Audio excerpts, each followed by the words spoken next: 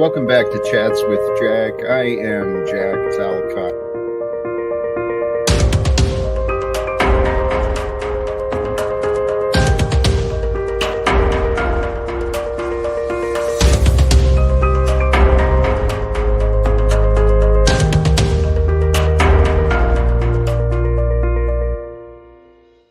And greetings, blessings, salutations, and love. Once again, welcome back to Chats with Jack. I am Jack Talcott, and I'm starting early today. So a sincere offer of gratitude and appreciation to all of you who may actually catch in and receive the notifications, be able to join in the live stream, and eventually the conversations too. I'm just so filled with inspirations today. I couldn't wait. I could not wait. So, why am I starting early?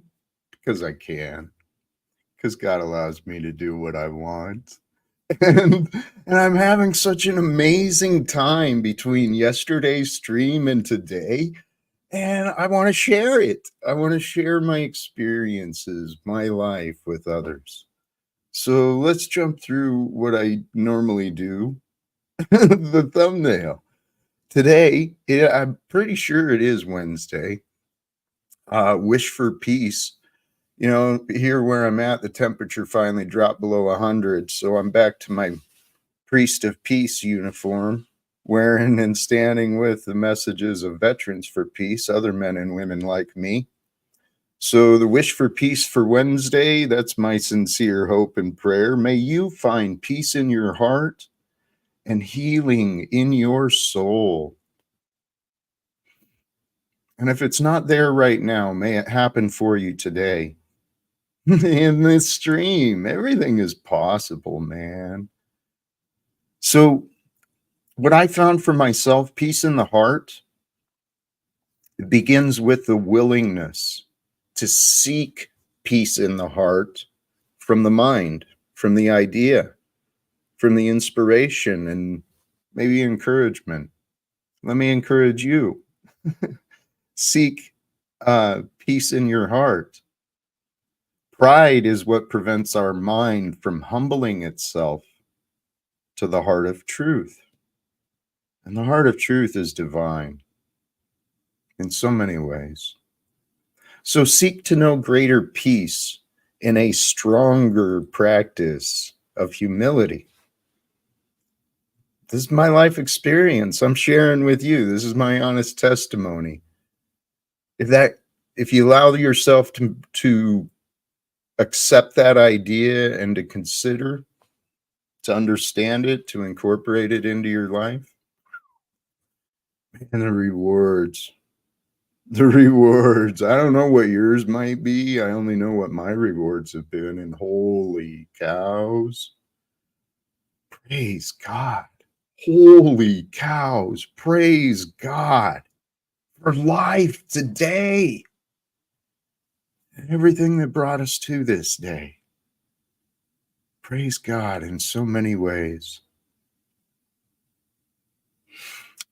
The consequences of pride is the topic, but let me share some of me. I mean, because here's my hope.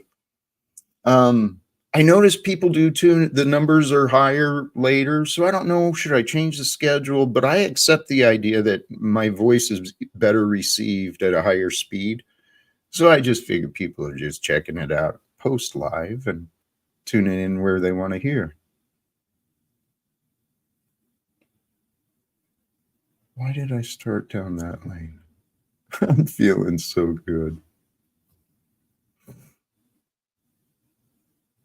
There's a reason I started talking about the views. Well, regardless. The life lessons, oh yeah, I think people are tuning in for me. That's what I want to believe. For what I'm offering.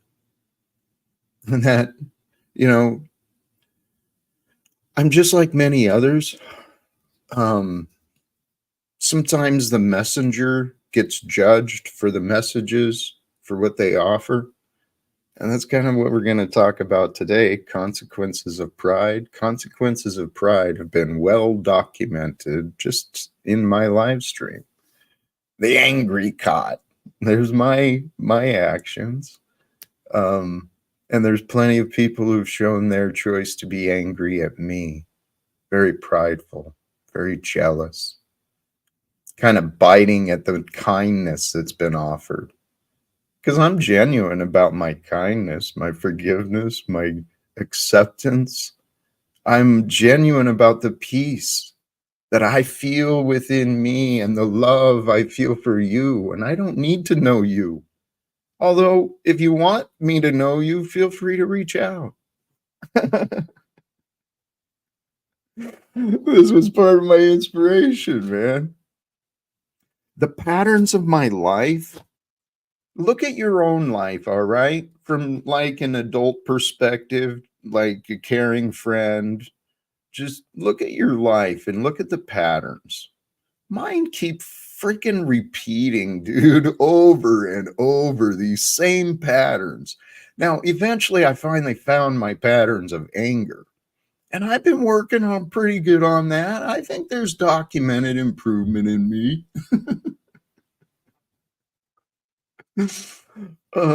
Praise God. God is so amazing. Holy cows.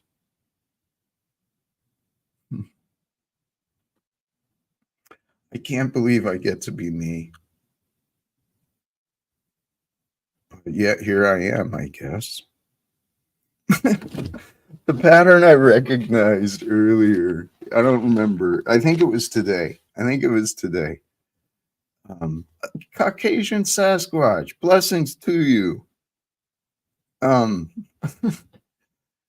unless you object to it, I'm generous with the moderators so they can share their channels and see who others are. So welcome and blessing.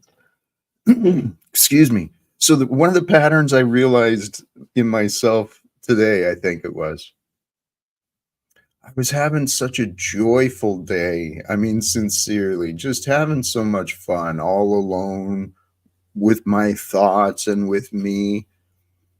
And I was like, really wondering, I wonder what it would be like to have friends. And then that took me back into my early childhood, man. God, we lived so primitively out in the wilderness and the woods, man. I didn't respect my mother for how strong she was back then, but holy crap. But we living out in the woods, the nearest house is a quarter mile, half mile away. And there are so many rules for me to follow about the property and the lines. And I often wondered, what would it be like to have friends? I mean, I heard other kids had friends. And then it was like, why don't people want to play with me once I got into school? Why don't people want me around? It's like, it just keeps going over and over. I'm like, what is it? Praise God. God is so fucking hilariously amazing, divine. Let me not disrespect, but the God I know has an incredible sense of humor. See, I figure I mirror what is there. And nature's got a humor, man. Animals are funny. And if you look at the human species as just another one of the animals, holy shit, dude.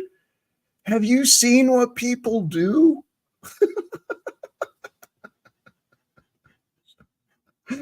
Holy cows, man. People are crazy. God is amazing. I think our world has forgotten that, right? Or if we didn't realize it. So, here, the reason I bring this up too, not only was I thinking about my primitive, right? We lived in a cabin with, if I remember right, there was a period, there was no electricity. We went a long time without plumbing, indoor plumbing, and a lot of time with an outhouse. And and just real in the wilderness.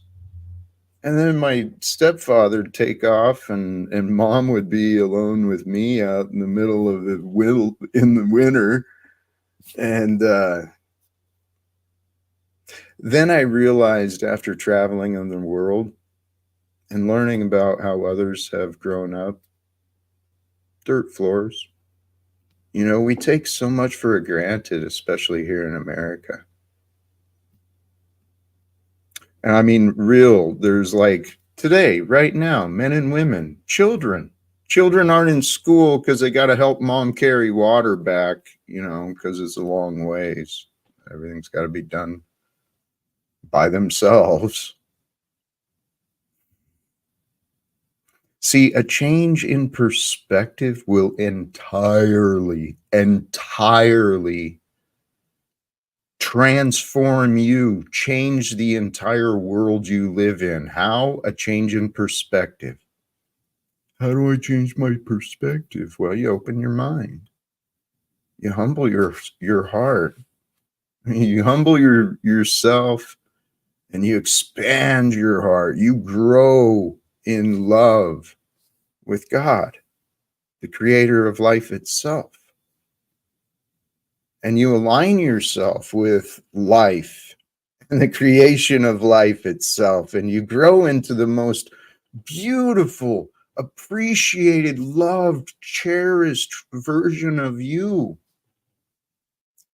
But if you're prideful and jealous and constantly complaining and competing, you're doing it wrong. I used to live that way. We don't want to do that. So, hey, let me point a couple of things out so I don't forget. On the in the description of the videos is a channel that I've been following recently in these live streams. You know, I said part of my goal is to encourage. How do I say that? Okay, part of my goal is to raise others up, right, along with myself. And I want us all to rise together. So there's many people who are far more successful than me, who I want to encourage to grow bigger, and I want to help them grow bigger as the best I can. And I figure if I can grow what I'm doing, then that gives us a better chance of raising together. And along those lines, the Elect of God is a YouTube channel that I don't even know the dude's name. He's just so short, to the point, very, very inspiring and encouraging.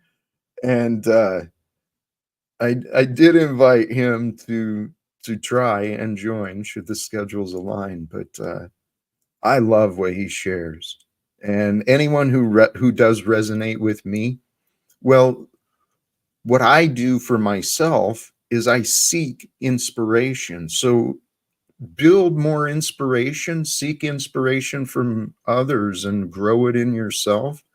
And the Elect of God, he's a great channel to check out.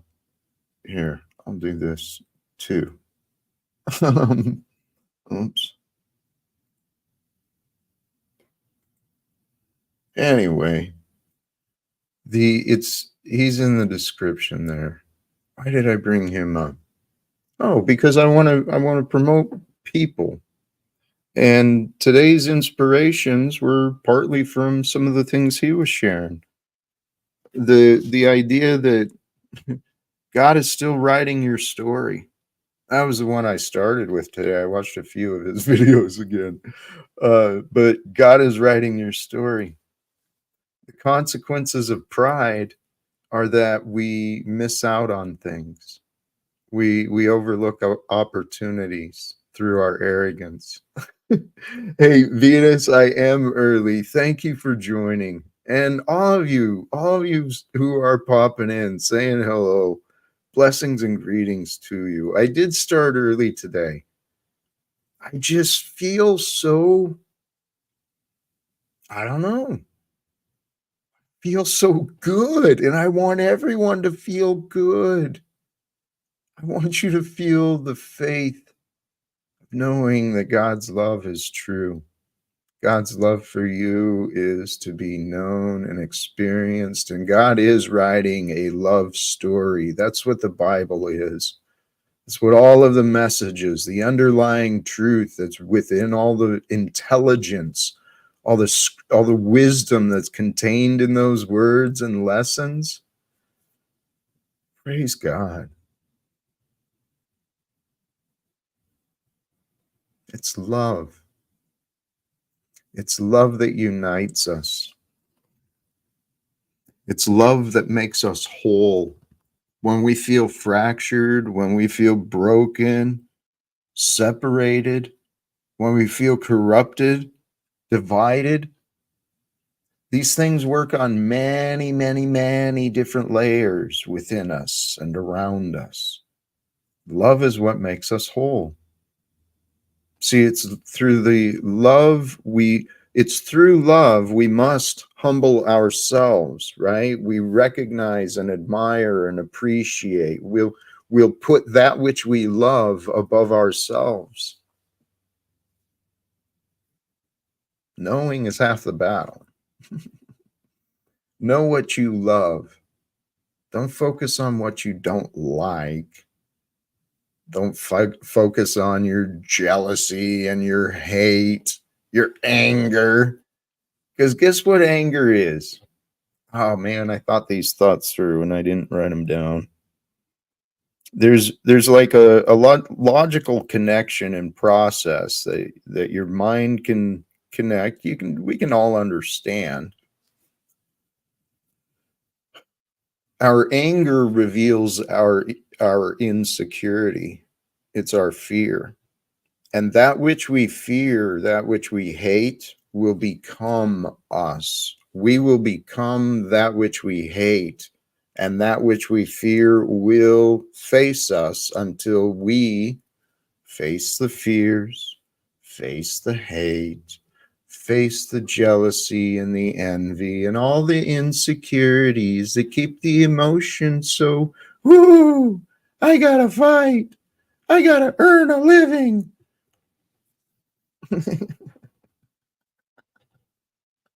God is so glorious, man. God is so amazing. And here, oh, my experience, right? So after the live stream yesterday, my part of my tears of gratitude are just how so perfectly life unfolds. Once you surrender yourself and you just watch and you experience life unfolding, it's magical, it's beautiful. And when you can change your perspective on the way you see things, you see everything, right? So if your perspective is different, you see everything differently. I think today's Wednesday, Tuesday. So Monday, I received at the door an anonymous, or Amazon delivered an anonymous gift card to me. And I could just say thank you, right? And I had an assumption of who it may have been from, but doesn't matter. God blessed me, right? Someone's generosity blessed me, as it often does, right? There's many generous people, and I feel so selfish sometimes, but I'm like, I don't know. Anyway, so Monday I received just the perfect amount, a gift card, a Visa card, and and then yesterday on the live stream there was the joke about someone in the comments said something about, I hope Jack uses that $20 donation to feed his cats, because the individual's worried that I don't care for those around me.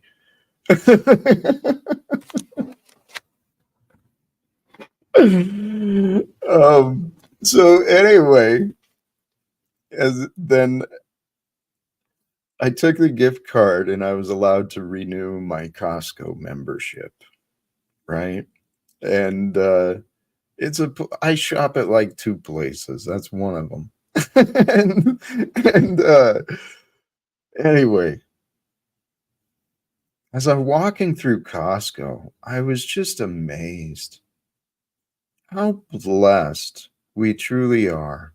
I truly am, right?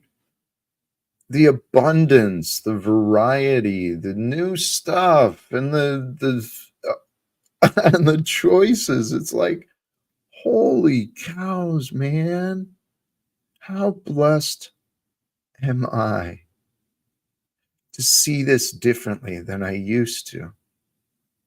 I used to take it all for granted, complaining about the lines, complaining about this. Fucking complaining, man. What a waste of time. What a waste of time complaining really is. It's ludicrous, dude. Yeah. I used to go for the free samples in that $1.50 hot dog. I'd go out of my way for that $1.50 hot dog. Holy cows, dude. A different perspective in life can transform you. I mean, literally, in the same room with this love sign and the mantle, I often contemplated I wanted to die. I didn't know how to live. And how to live is so simple. It's so obvious. Our God has designed us so perfectly. When we get prideful, we look stupid. There's so much evidence of that. And then stupid people support stupid people because they're enablers. And it's like we got stupid people making stupid decisions, and everyone else is just going along pretending like they can't do anything. Like, I used to be that. I was that way. I had no idea. Praise God. You know, I'm high on life. I said I started early today because God has me so inspired. Life is so simple when you humble yourself to God's glory, God's perfection. You trust that wherever you go, you're perfectly where God's going to allow you to be. And every day, every moment brings new opportunities to learn, to discover, to create, to participate in life itself, not just your own life, but the lives of others. And this is why I seriously, I'd love to help the elect of God. I know I don't have the numbers, but anyone who tunes in here, please check him out. There's people alive today that God has gifted as messengers. True, amazing examples. There's some amazing stories being lived, and I think they should be reaching greater influence.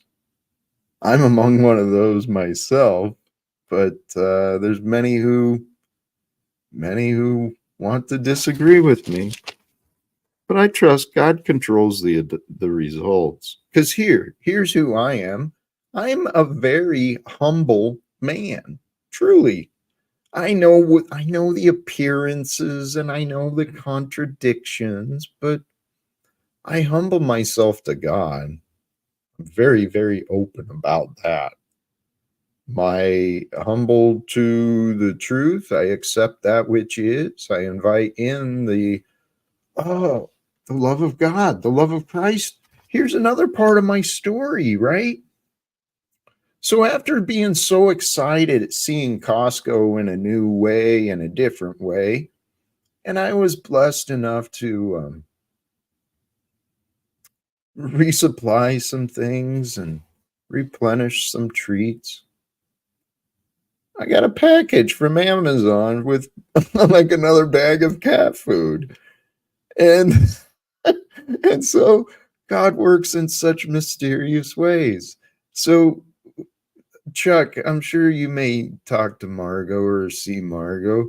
Let her know that the cats are well cared for. Okay. And the mysterious donor, of course, is my mother. She's such a sweetheart. She's such a wonderful example of generosity that I was blessed to learn from.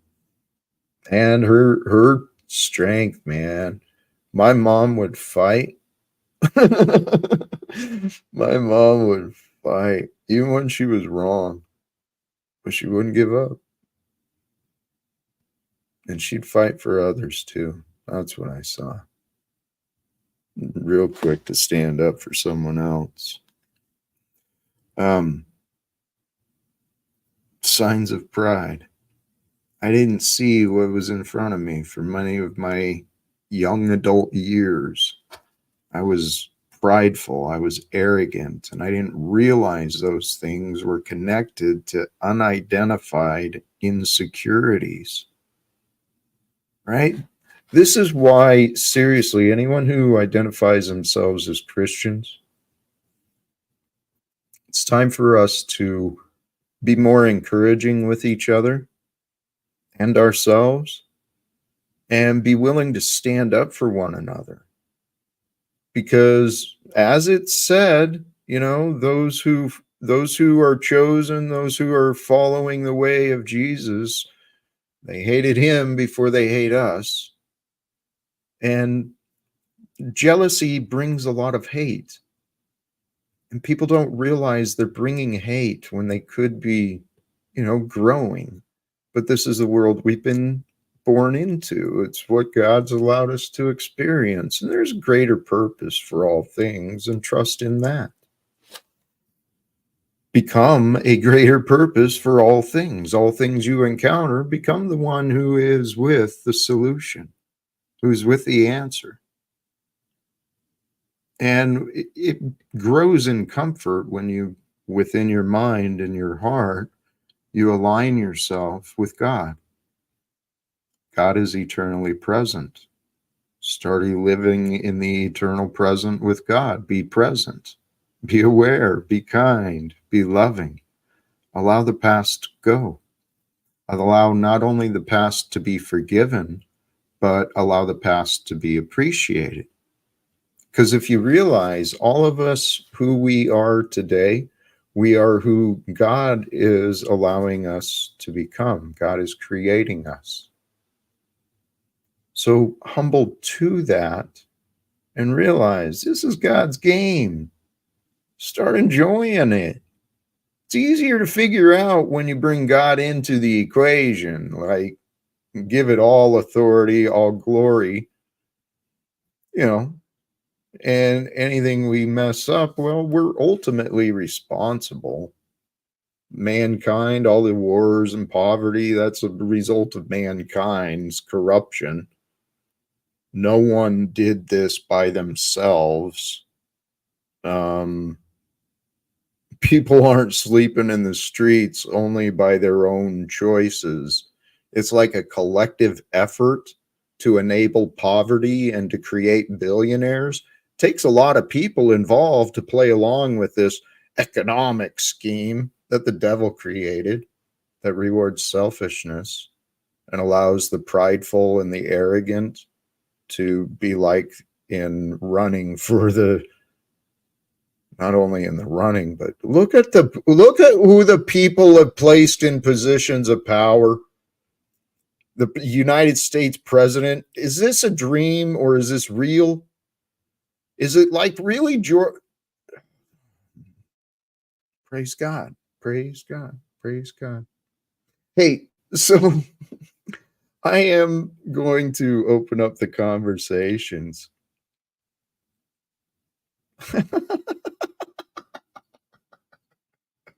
Gmark, whoever you are, is confident apparently that I'm not following the way of Jesus, though. So why do people hate you? I don't know. I don't know why you think what you think. I really don't. Because let's see, what this is a question I've asked honestly. What would Jesus do, or what would Jesus tell me to do, suggest I do, if he saw the world from where I am with what I know right now, facing the ways of the world? Well, I've done what I can. Every idea and inspiration I've pursued, I am continuing my efforts to bring peace to the world through the end of wars and, offering some reforms, easy reforms, obvious reforms. It's like when you see what I'm saying, it's like, why did it take so long for people to realize the obvious truth? Secrets and lies corrupt. Hello, right? Hello. Secrets and lies corrupt, manipulate. We don't want them. So why do we keep allowing them? It's what I'd like to ask the citizens in Congress, as soon as God might allow it. I mean, makes no sense to me. And I'm pretty confident God is creating all of us to be who we are today. I am a man of peace. And I am a man of peace who is sharing praise and love, encouraging others to become more like Jesus in their own faith of God. I'm encouraging world peace and for people to invite God into their lives so that they walk with love. And G-Mork, you want to make these you want to continue presenting the case of your judgment. Well, see, Jesus didn't have a 5-bedroom house. Okay, my life is different. It's a different time. It's the same message. See, again, this is evidence of where I started at. People want to judge the messenger and refuse the message. So, G Mark, you're missing out. And Sly Shy, you've been missing out too. Instead of offering empty words, Sly Shy, why don't you do something? You don't seem to care. And that's unfortunate. Yeah. This is what's fascinating. Here, before I get too off track, there's one more thing I wanted to share. I've mentioned this name often as well. This is from the Sat Yoga Institute. Oops. There we go. Pardon. This is going to be from the another man I did mention the other day, people that I'd like to, I think more people in the world could learn from. I find him to be a wonderful instructor, teacher, and someone I really do want to share. Now, this video, this is just it's under 5 minutes, and I'm going to play it through, I think, most of it. But and I dropped the link as well on the various platforms. So I encourage you guys, again, if you resonate with some of the things I say, please explore some of these others. because they're gifted teachers. They say wonderful things, maybe better ways than I do.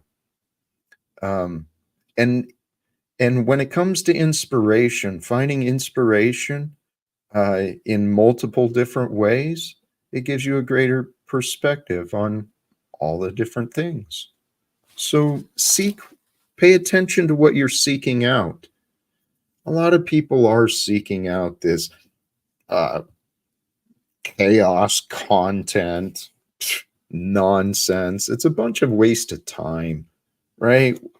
Yeah, you might learn little bits and pieces, but the looping arguments, don't waste your time, please. There's so many better things to learn about.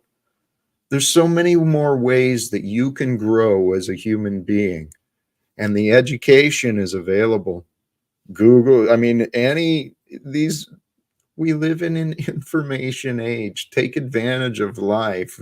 Learn what you can, share and expand the ways that you share so that the world receives a greater version of you.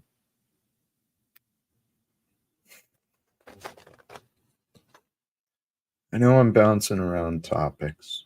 I'm improving and I'll get better, but to be honest, I just this is my life. And genuinely, I thank all of you who are joining my experience as me. It is so much fun to be me. It really is. And I don't care what people think. The results are not mine to choose. And so for people like Sly Shy and such, and who want to think they know me, think they got the answers with me, they're so fucking foolish.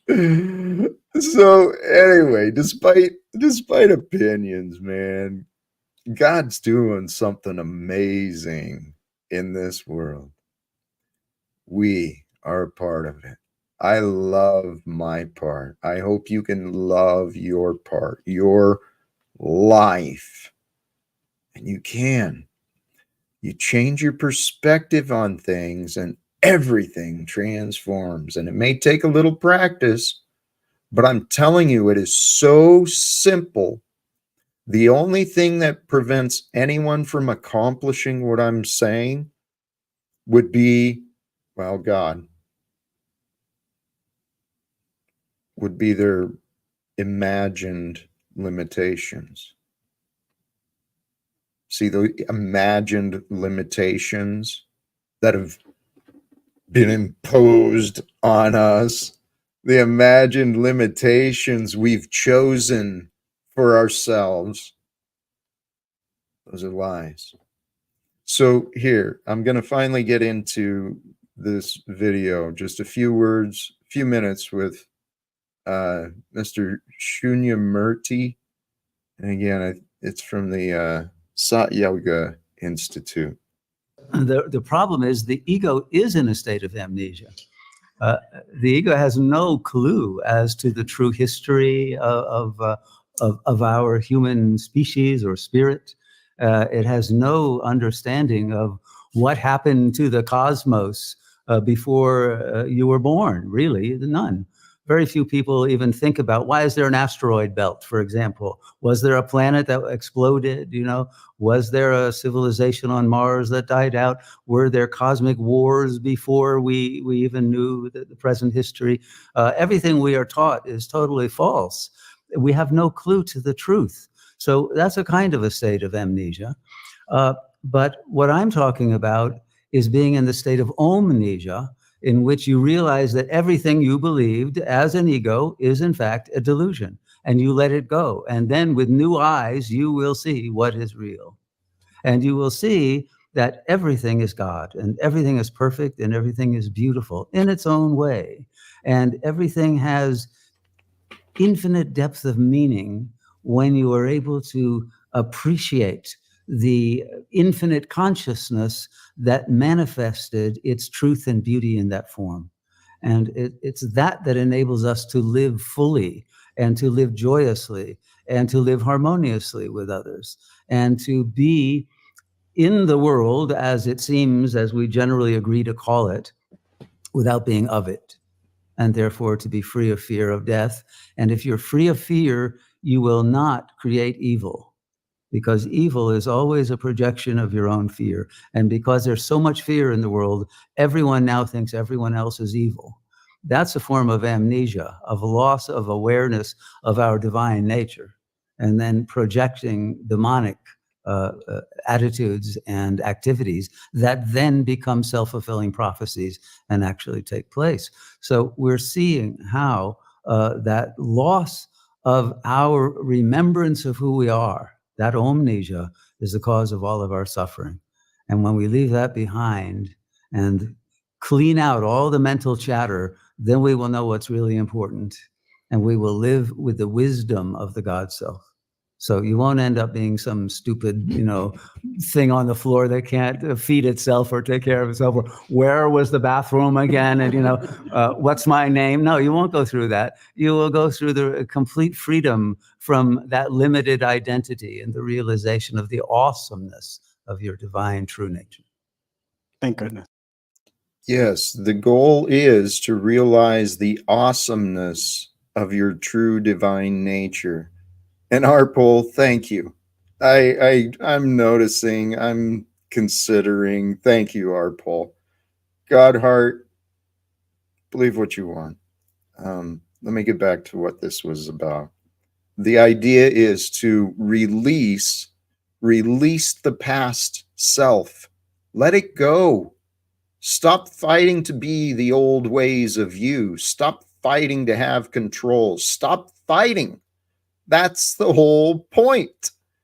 You surrender the fight, you surrender the old ways, and God allows you to realize your connection to everything.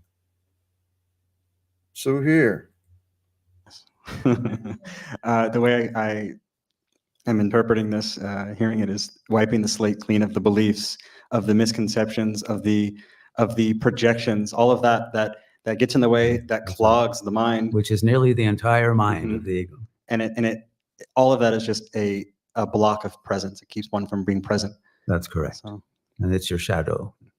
And it's the cause of all suffering and of all bondage and of weakness and limitation.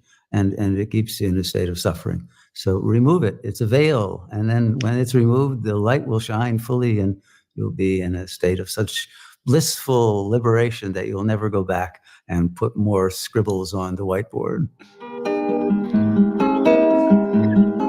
Exactly. Okay, so here, I'll do that.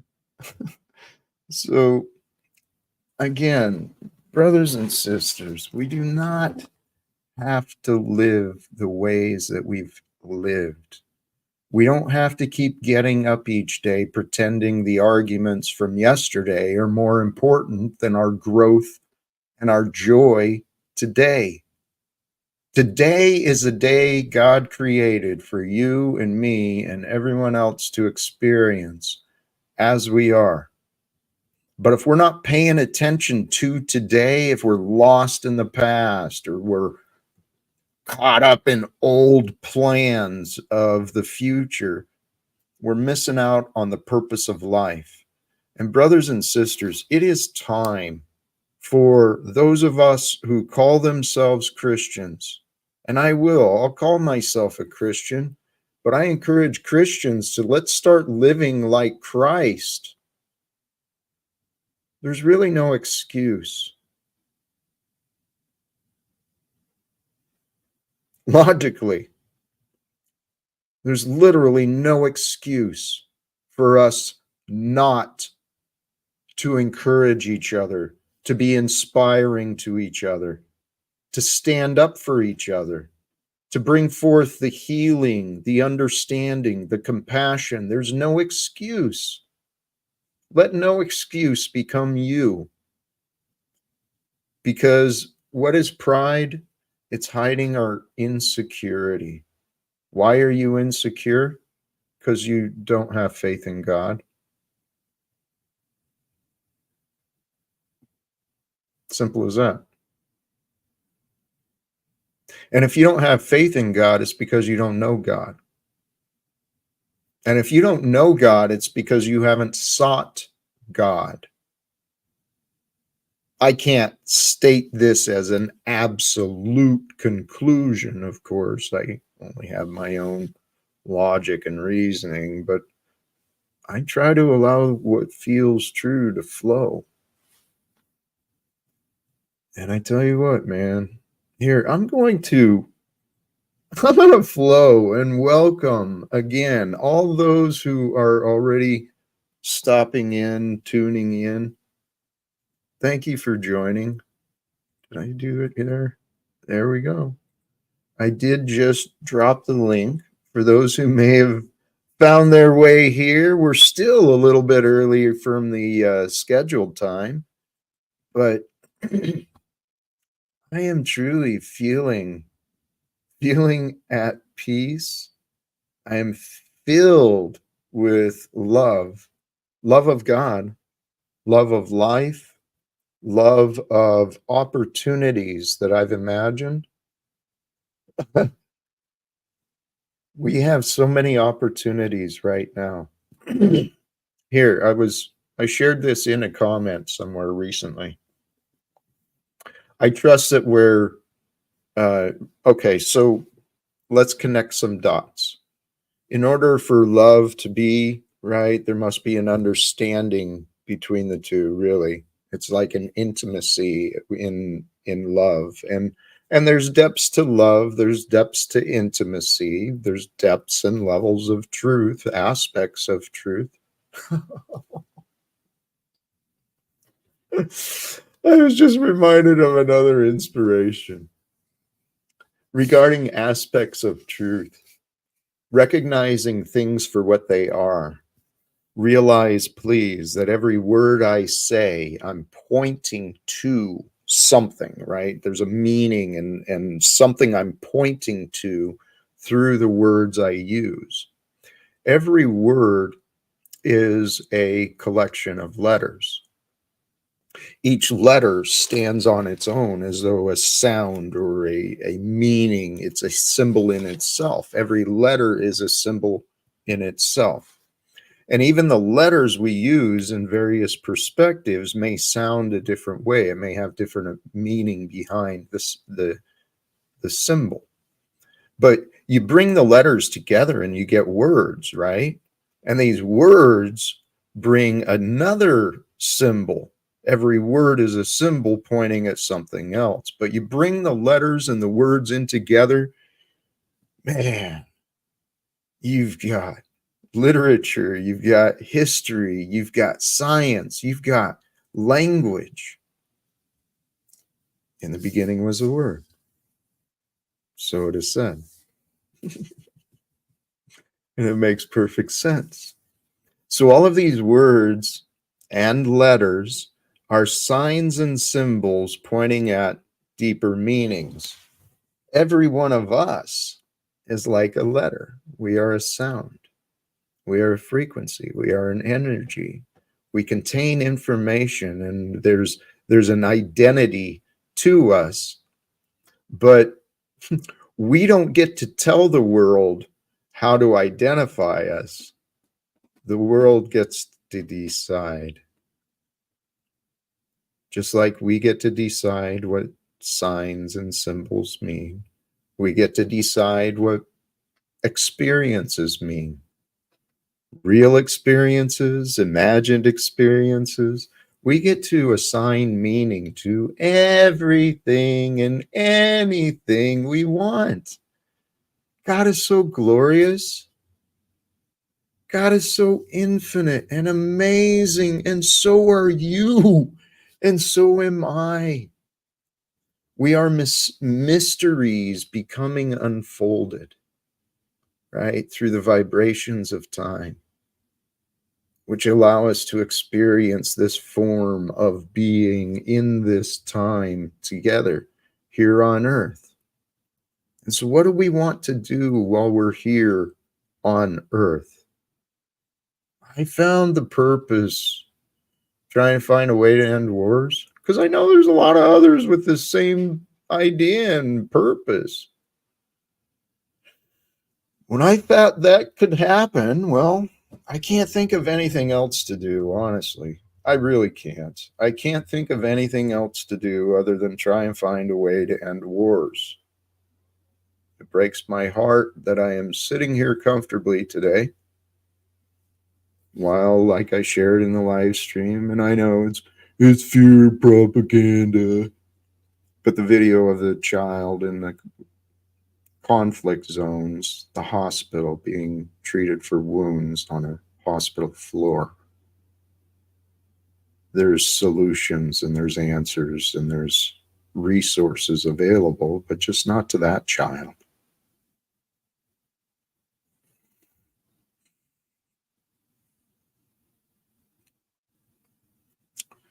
See, the suffering in the world is there for a purpose. It's there for us to move.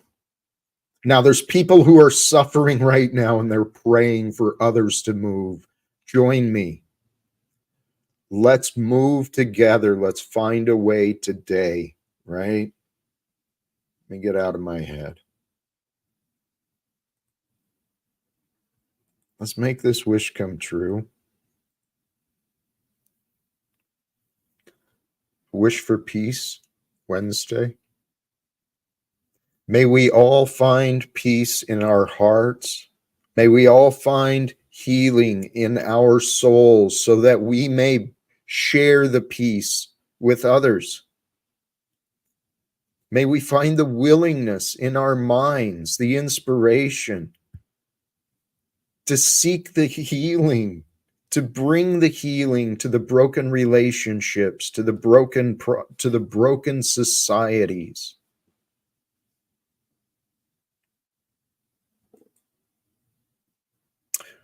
We can live life however we want, I believe. The life I've chosen to live is the one that Jesus showed, I chose to believe. And then the more I chose to believe that there could be a God. And I know there's evidence of the power of nature, the viciousness of the world, the destructive power of God. There's no denying that. But so many people, especially since I've gotten this Live Without Fear brand, plenty of people want to try and make the argument for fear. Fine. Make the argument for the devil. I can do that too. I mean, it's the same thing. It's a distortion from love. And love is where it is at. Yes, my brothers, my sisters, I did start early today. I was moved. I was in prayer. I was in meditation. I've had such a glorious day. Oh, let me not forget the evolution of the day, my life since the last time we streamed. You know, I received the anonymous blessings, the gift and generosity were shared with me, and I treated myself and refilled the fuel tank and took care of some basics. But the joy I felt as a child of God walking freely, you know, it's incredible. And I've been really playing with this idea more, the balance between a child of God and adulting, right? So I figure the way to adult is the way of Jesus, and I'm not him. I don't know my path or my clear purpose. I'm winging this stuff, man, every day. But I'm doing what I want, and I do what I live guilt free because I do the things that make me feel good. Make me feel good as a man about being generous and kind and forgiving and spontaneous and creative and faithful and loyal. Brings forth heavenly pleasure. I've shared this before, and I know the stories can be told in many different ways, but I've mentioned clearly that over the past several years in my practice and mind intention, right, to grow in my understanding of God and philosophy and life and how does all of this work? What God was allowing me to learn was, I realized a while ago, was surrender. And surrender to God, surrender to that which is real, surrender to the truth, surrender to joy, surrender to accept the joy of life. Again, see the confusion of the mind. That's what Shunya Murray was talking about. The confusion of the mind keeps us blind from all of the joy, all of the peace, all of the love, all of the opportunities that life brings. The confusion of the mind keeps people stupid. And I'll say that confidently. Okay, because where was that? I brought it up yesterday, man. Stupidity has been profitable. People have been conditioned into this, but just like little children, we can hold on to whatever we want as long as we want. We can throw a tantrum, and I don't want to let that go. I don't want to let my bitterness go. I don't want to let my argument go. Little friggin' stupid children. And the result of that, we've got criminals hosting criminals. I was just reminded of that. Apparently, Netanyahu speaking in front of Congress. I want to speak in front of Congress, not that fucking criminal. Excuse my language. Hey, we've got a guest here, and I want to go ahead and bring you in. Welcome, Demolished Doctrine. How you doing, brother? Peace and respect, sir. How are you? I am filled with love today. Were you tuned in a bit? Did you join with ideas, or you just join in to join the fun? I'm good with whatever. Be with a caveat. I've been looking for you several times when you did not have a panel, when it was just you, and today seems that day. Our God works in amazing, mysterious ways. And you have my attention and my commitment. We can have a conversation. I'd like to. I did open it up already, and someone else joined up that I'm not familiar with. Zatoichi444? That's a name I'm personally unfamiliar with, which means nothing. Well, he cammed up for me. Do you want to have I'm happy you were here first, so I'll ask the Zatoichi. He did cam up, and thank you for that. I'll ask you to be patient, but what are you thinking, brother? I'm trying to figure out where you stand, and I've been watching some of your stuff. I see a lot of expression of hope and faith, and a lot of expression of what you'd like to see the world become. Thank but you. I cannot figure out. Well, yeah, it's just evident. Those aren't compliments; those are just sheer observations. But I cannot figure out what you mean by God or Christ or heaven. Those kinds of ideas, and I'm not trying to sharpshoot you. I'm really trying to learn, so I can understand where you're coming from, if you would. I respect that, and thank you. To intellectualize it, it is and can be challenging, but I've come across some beautiful ideas that help me understand these things. For my own direct experience, though, this word truth is what I identify as God. God's purpose reveals the truth. Okay, Mhm. so for me, the truth is my God. I and it's true for all of us. What we know, what we think of, right? The truth within us, our wisdom is what really makes or breaks our life. So I view the ultimate God is beyond our definition or understanding, but it's always here with us. It's that which reveals the truth. Makes sense? So far, so good. Clarifying Okay. question. You would Yep. agree, you would disagree with the following statement. Um, Truth is that which comports with reality, which is why it works in reality and creates success in our kind. Is that fair? Yes. Okay. Yes. I love that. And here's the next part of it though. The Christ. Um I've taken the literally the liter I've taken the literature, the Bible, but many other philosophies as well. And what I think the Mm-hmm. story of the Christ of Jesus was love.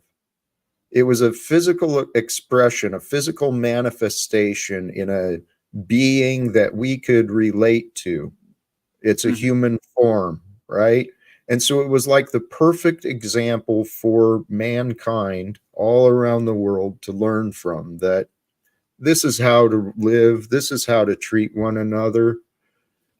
And he really took the well, I trust there's many, many, many different reasons for everything. But for me, what I take Jesus as love, and I view that as the heart of God. And we all have within us a reflection of the heart of God. And we have an aspect of the will of God. It's everything is layers and layers and layers of truth and perspective. What helped me realize, okay, God may be beyond my understanding and comprehension, but really what matters to me is how I feel, right? Because how I feel determines how I live. And I found the best way for me to feel is with love. And I found more love the more I had faith that God loved me, the more I gave myself permission to, okay, Jack, relax. You know, it's okay. You can go meditate, you can go pray, you can go massage yourself. And that brings me to the kingdom of heaven. Heaven is, I heard it beautifully said, heaven would be in the beatific presence of the Almighty, meaning like the joyful, overwhelming perfection in the presence of God. Well, if God is eternal and present, we are temporary. So I know God as the moments of now, and I allow myself to rest in God in the moments of now. And dude, with peace of mind, the heart inspires new ideas and inspirations. And that's why I believe, if given the chance, I think God has been preparing me and us. If given the chance, I believe that we can. I believe I can find a way. God would allow wars to end. I don't know. I don't know what God's got planned. The kingdom of heaven, by allowing ourselves to humble ourselves to God, God's perfection, God's glory, God's purpose has me who I am, as I am, where I am right now.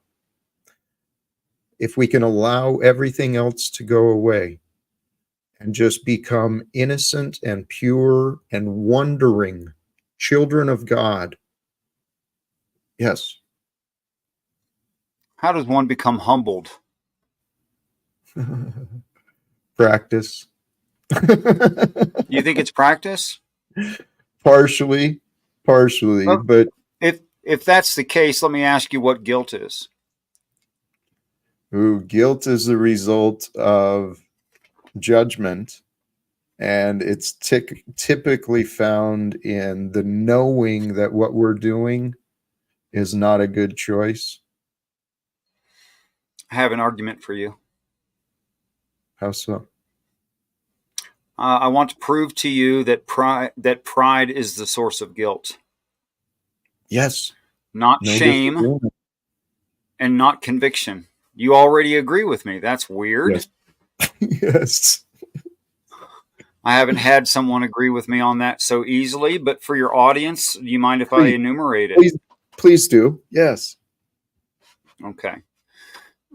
We consider ourselves adults, and socially we have to consider each other adults so that we can have culpability and sentencing and judgments and these sorts of things, because without that you can't have a society that works at all. If everyone was found not guilty of everything, well, it would just be a mess. But we as adults look at the children and we wink. The Bible says that God winks at our ignorance, at our innocence, and also proclaims that my children perish for lack of understanding, lack of wisdom, counsel, knowledge, fear, power, and conservation, the seven spirits of God. So we have to act as if we are culpable and we can be guilty, have a rendering of a court appearance called guilty, right? But are we truly guilty? Let's talk about that for just a second. In order that I am guilty of something, I need to know all necessary information for the decision I am making. Do I know all necessary information for any decision I am making? Obviously not. I have failures. When a person has failures and they want success, they want their lives to be easy, it's for a lack of information. And it doesn't matter what you choose. You could choose literally the most simple physical thing, hydrogen. Tell me every use of hydrogen. You don't know. Tell me all of the aspects of hydrogen. You don't know. You don't know the simplest thing that can be understood. So certainly you don't know other things that are more complex. So when a person says, I'm guilty of something, and this very, very much Christ's attitude, I believe, when we claim guilt, we are in pride saying we know enough. What do you think, Jack? I friggin' love that. That was beautifully said, and I do want to build on it, but we've got a guest in the back who I hope you don't mind. Another man who's very respectful. Welcome, Hey, Base. Richard. No, I Hey, met this Jack. guy. Good, blessing. How's it going? Were you following along? You joining with anything Yes. particular? No, I'm following. I was listening to Okay. what Richard was saying. Yes, it was. Dang it! Now I lost track. But the connection of pride and insecurities. It's a perfect design the way God created us. That's my observation, and it makes perfect sense because God is perfect, man. There's responsibility and accountability. There's consequences for all things we think, all things we do, all things we are. There's consequences. In the old ways, and Jesus was an example, the world was, in order to protect power and such, was all about punishment. Well, I believe the story and the message is forgiveness and grace. Now, there's no denying what you said, though. If there's not rules and if there's not agreed upon principles and if there's not consequences, what's to limit people? Right. Here's where the solution really comes in. We change how we educate our children. Simple as that. That's it. We change how the children are raised. And here I trust we are, especially those who join and tune in. I trust we are the generation that is here to bring the healing. We're here to break those patterns from our family of poverty or addiction or abuse. You know, we're here to overcome those things together. It's happening. And I swear, I think the past has created me for this part. That's why I've imagined that I could be successful. Like I was saying, if this is real and I didn't just imagine this part, earlier on the news I saw that war criminal Netanyahu was addressing the citizens of Congress in Washington, D.C. Was that real? I don't know. Okay. Well, I want to speak to the people in Congress. I think if God allows that to happen, that's the starting point, right? The people in Congress be encouraged to end their battles, find some humility. We can we can have conversations about equality, right? You know, a citizen speaking to its representatives and leaders. We can have some conversations about equality, freedom, integrity, what it means to be a leader. We can discuss the consequences of their pride, their arrogance, thinking the battle is between Republican and Democrat, when no, the battle is between corruption and morality. Good and evil. That it is. So it's a war of the hearts. The spiritual battle, what I call the spirit is our emotions. I know other people have different terms for spirit and soul and such, but I think our spirit communicates with us through the senses, right? Our feelings. So are our feelings always right? Correct? Oh, thank you. I believe our feelings are correct. Our interpretations are where we get it wrong. And the spirit, we are in a battle for our spirits, right? Our joy and our joy and excitement for life would not allow rulers and oppression. It wouldn't happen.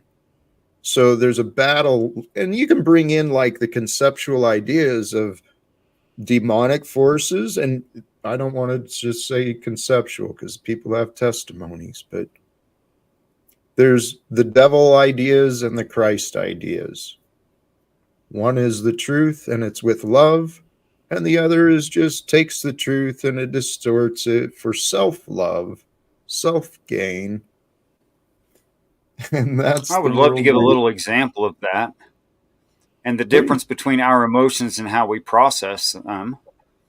I feel there is an enemy deep in my spirit. I feel there is definitely an enemy, and that I have contempt for that enemy, because that enemy has contempt for me. Mm-hmm. And I look at my neighbor and I think they're the enemy. Now the feeling is correct. There's an enemy. But the demonic is where that enemy that feeling of enemy gets pointed at your neighbor instead of where it belongs.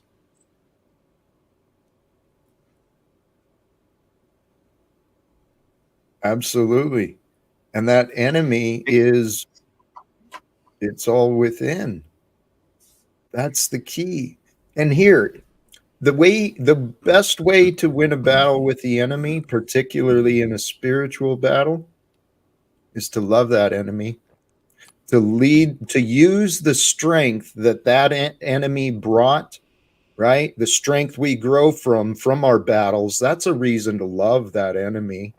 And if you can then align the strength of that enemy into your battle, that's the game I think God has created for us. We're here to, like Jesus, We're here to lead those in the darkness, the confused and the selfish and the corrupted. We're here to lead the darkness into the light through our testimonies, our life experiences. It's not complicated either. It's a pretty simple idea that the mind wants to overcomplicate because the world we were born into is perfectly designed that way. Anyone here beside me get interested in information theory and start looking at epistemology, how we know what we know, how we justify it? Am I the only one, Jack? You've looked into that some? I don't think I have. For anyone else, consider the following. I can make an observation. That's a computer. So that's identity, right? I'm analyzing a single thing. So that's a form of interpretation. There's also interpolation. If there's one computer and there's another one right there that I use for monitoring, then there's two of them. I can say then that they're alike in certain ways, and I can compare the two of them. And then there's extrapolation. Extrapolation. I didn't make these computers. They didn't occur naturally. Someone must make computers. And then you can break that down into like shipping, transference of monies, parts design, all kinds of things are necessary that a computer is there. Okay. But here's what a human brain can't do. It can't take zero information and analyze that and then match that to other like missing information and then extrapolate from unknowns necessary things. Okay? Your brain just simply can't do that. So this is how, this is my best argument against solipsism. You have experiences different from me. You use sentence structures I wouldn't use. You know things that I don't know. So when you tell me those things, when I experience through you, when it was not privileged to me, when I didn't know those things, those were completely unknown things. And then when you share them with me, they become known to me. This is how I know I had communication. Because you can be a source of information, and I can, and only conscious beings can do that. So, if you have information from outside of yourself, by whatever medium it came to you, a book, a recording, a movie, what have you, an audio recording, a movie, what have you, no matter what it is, it came from a consciousness, it added to your experience. Until you experienced it, it was completely outside of your range, and that's how you know you had communication. Now consider prayer. Under those guidelines, consider prayer. If you've ever received something from outside of your experience, you had a communication. You're gonna love that. And these here, pointing out what I'm experiencing. Thank you. Sharing these observations of how things work, it helps our mind get a little clarity. We see things to watch for a little different ways. And these are the things that have been fascinating to me. I wanted to understand, well, I got in my head after I quit drinking, I wanted to be more like Jesus. Well, how can you be like someone if you don't understand them? Right? And to understand someone, you got to know what they know. Well, Jesus knew God. I can't know God. That's not possible. That's what I told myself. So I said, okay, if I can't know the creator, and I accepted there's a creator, I wanted to know more about the creation and me. And I discovered talks about consciousness. I became fascinated with the ideas of thought and memory, cognition, the way the brain works with the chemicals in our body. It's utterly amazing. There's an author, Julian Jaynes. You familiar with him by chance? He wrote The Evolution of the Bicameral Mind. There's some fascinating history and studies on the two parts of the mind and the evolution of signs of evolving in the way we communicate. And it has to do with what you were pointing out, Demolish.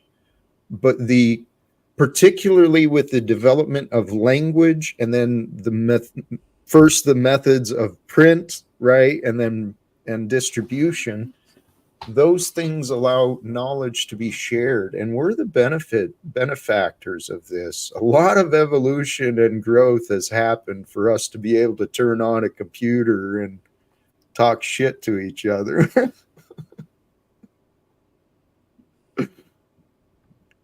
We truly are blessed. And Based, I didn't mean to keep you out. You're welcome to join in.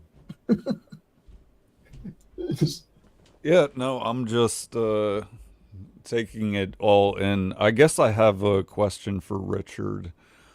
And Sure. it's kind of multifold, just to get into the crux of what you were describing. So, would you view that most people do what you do in that regard, understanding? I can't remember the phrase that you used. What is it? The You cognition. mean in consideration of informational sources? Right. That? Yeah. That. Okay. Do you view that most people do that, or is that something that you think is rare? I don't know most people because there's 8 billion of them. And I haven't met 4 billion of them yet. So I don't know what most people think or do.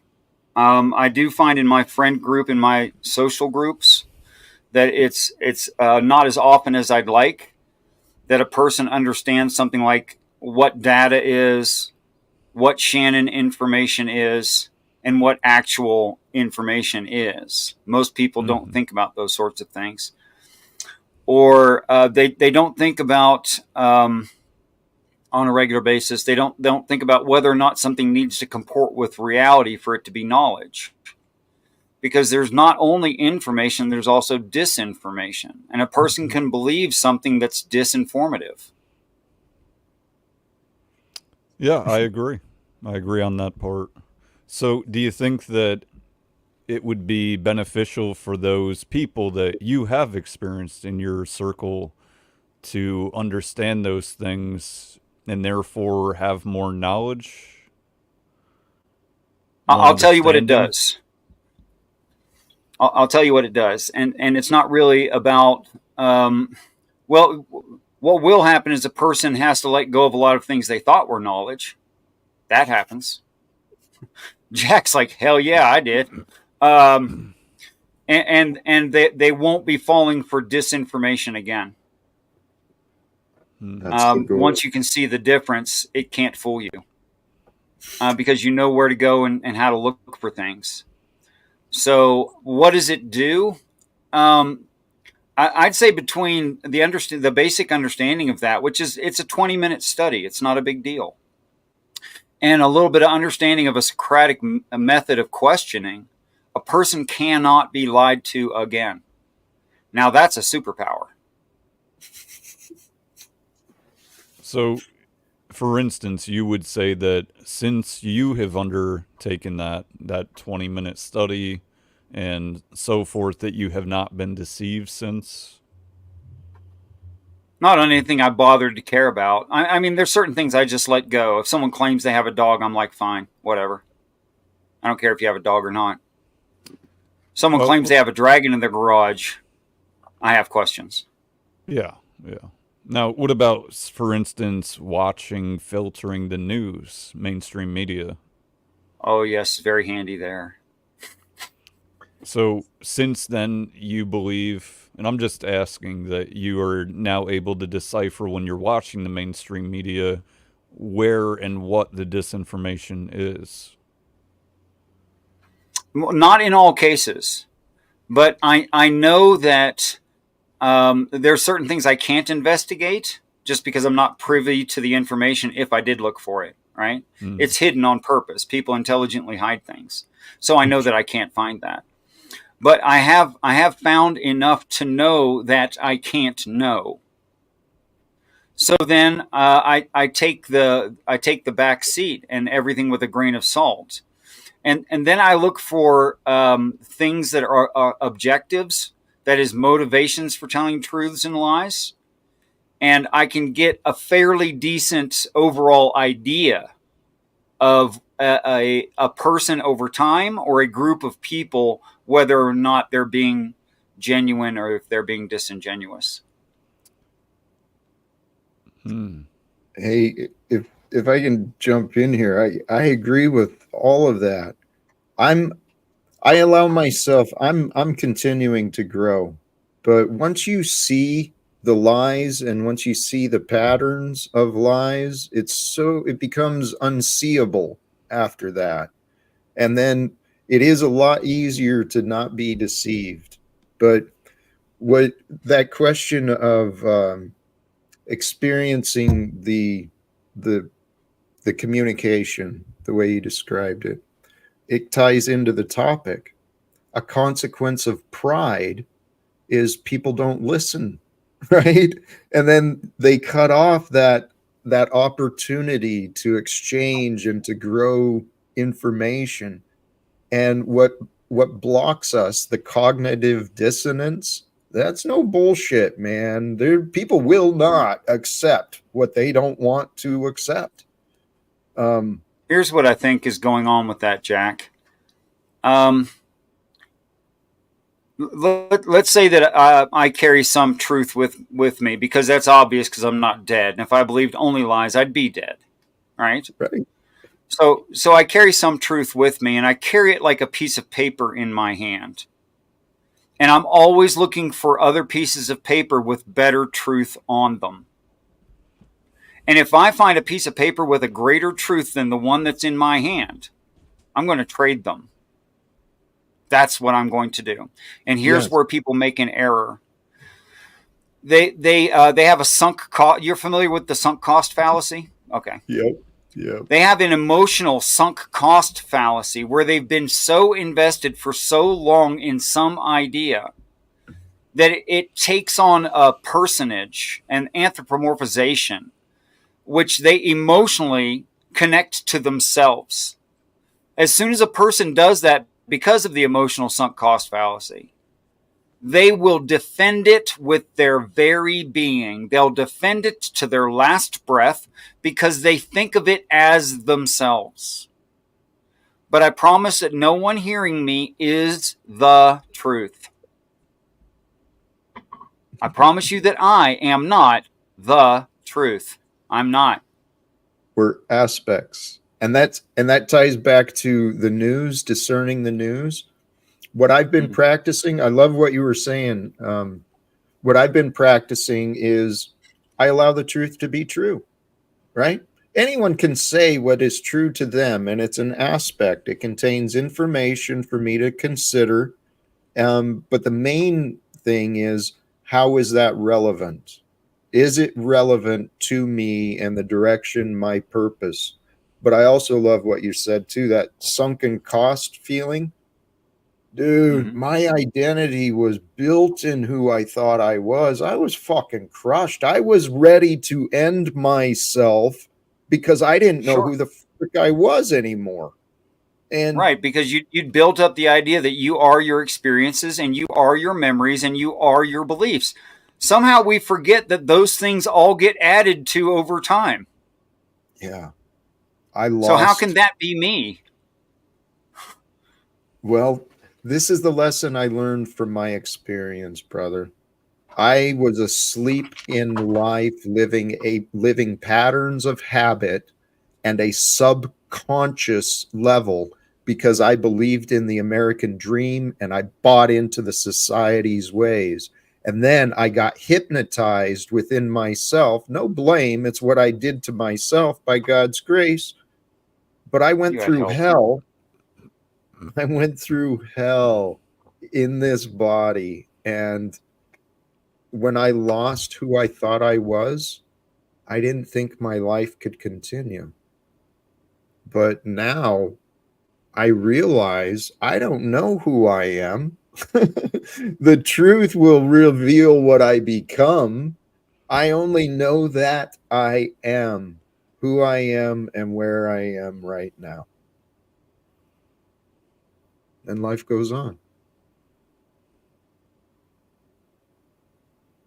Letting go can be scary.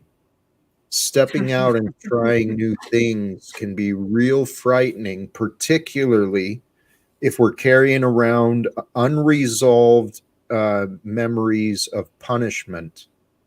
And we were born into a world that profits from trauma, profits from oppression, it profits from punishment. We have 20, every 1 out of every 5 people in prison in this world, the entire world, 1 out of 5 people that's in prison is in America. This ain't the land of the free. This is the land of the insane and the corrupted. It's Babylon. Bunch of idol worship, celebrity worship, politic worship. Let's worship the truth together, because the truth brings empowerment. If I could answer Flow State just real quickly, it's because his mother and I agreed on an open marriage, but she really took it too far. Yeah, and the fact that I was born a fucking man, Flo. That happened. Was born a That man. happens. He actually came out of a cocoon. He wasn't actually born per se. Thank you, Richard. I fucking love you guys. Seriously. Hey, Demolish or Richard, what do you want to be identified as? I don't want to say the whole thing. Brother. All right, brother. I respect that. Thank you for joining and My pleasure. It's been fun so far. Based, you too. This is what life can be. It can be fun. It can be inspiring, enlightening. We can grow and learn so much from each other if we just set the egos aside, pay attention to what's in front of us. I'd be curious, Based Oracle, what is it that you loved learning?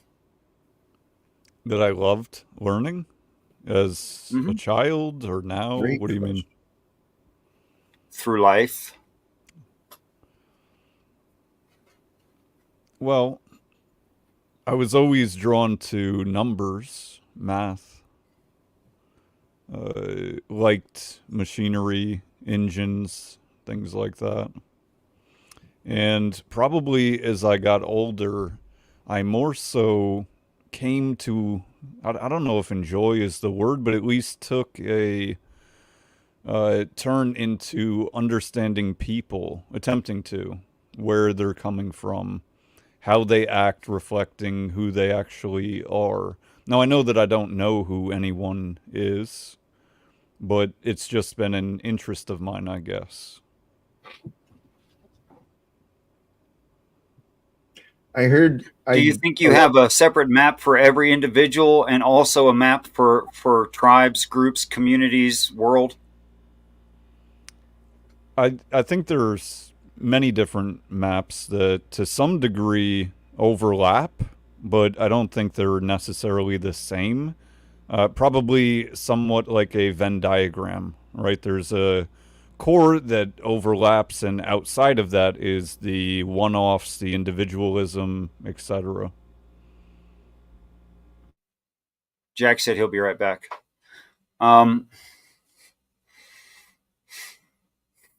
Is there anything that you think would help a general audience, like is here, in your observations about humanity that you feel at least a high level of confidence in that it is true? Yes. So, kind of an overarching subject here I talk about a bit, which is my interpretation, the way I look at the world. Practically everyone who is an adult, and of course I'm sure there's a bell curve for this, but practically everyone already has all the truth that they need. And they're searching for more truth and more knowledge in different ways, trying to keep up on the latest news stories. Yet, the truths that are most important to their own lives, they don't do anything about, whether it's due to lack of discipline or being drugged up, as I put it, buffers, keeping them outside of reality, working towards feeling good in the moment rather than doing good. That's the subconscious patterns that I was discussing for myself. Chasing happiness, chasing comfort, chasing control. It's real opinion based, you know, real. It's not the way we want to live, but it's the ways of the world, and it's pretty common. People are living miserable lives because they've allowed themselves to settle for a miserable life. That's why the wealthy have powers, because they convince people to accept a miserable life. The military industrial complex continues because people have been convinced that war is the only answer to peace. It's a bunch of lies. It's time for us to stop believing in lies and stop pretending in things that either haven't happened or didn't happen. But the way I found myself living, honestly, change the way you look at things, and the things you look at change. The reason I was so miserable was because the hypnosis, the confusion, it's a habit of going back and forth between memory and imagination. And then you're not paying attention to the present. In the present, right now, is where we make our memories. Start feeling good, and you start building memories you appreciate. And then we just snowball on that. Stay present to stay aware to stay with love, and life becomes pretty simple. You stay honest.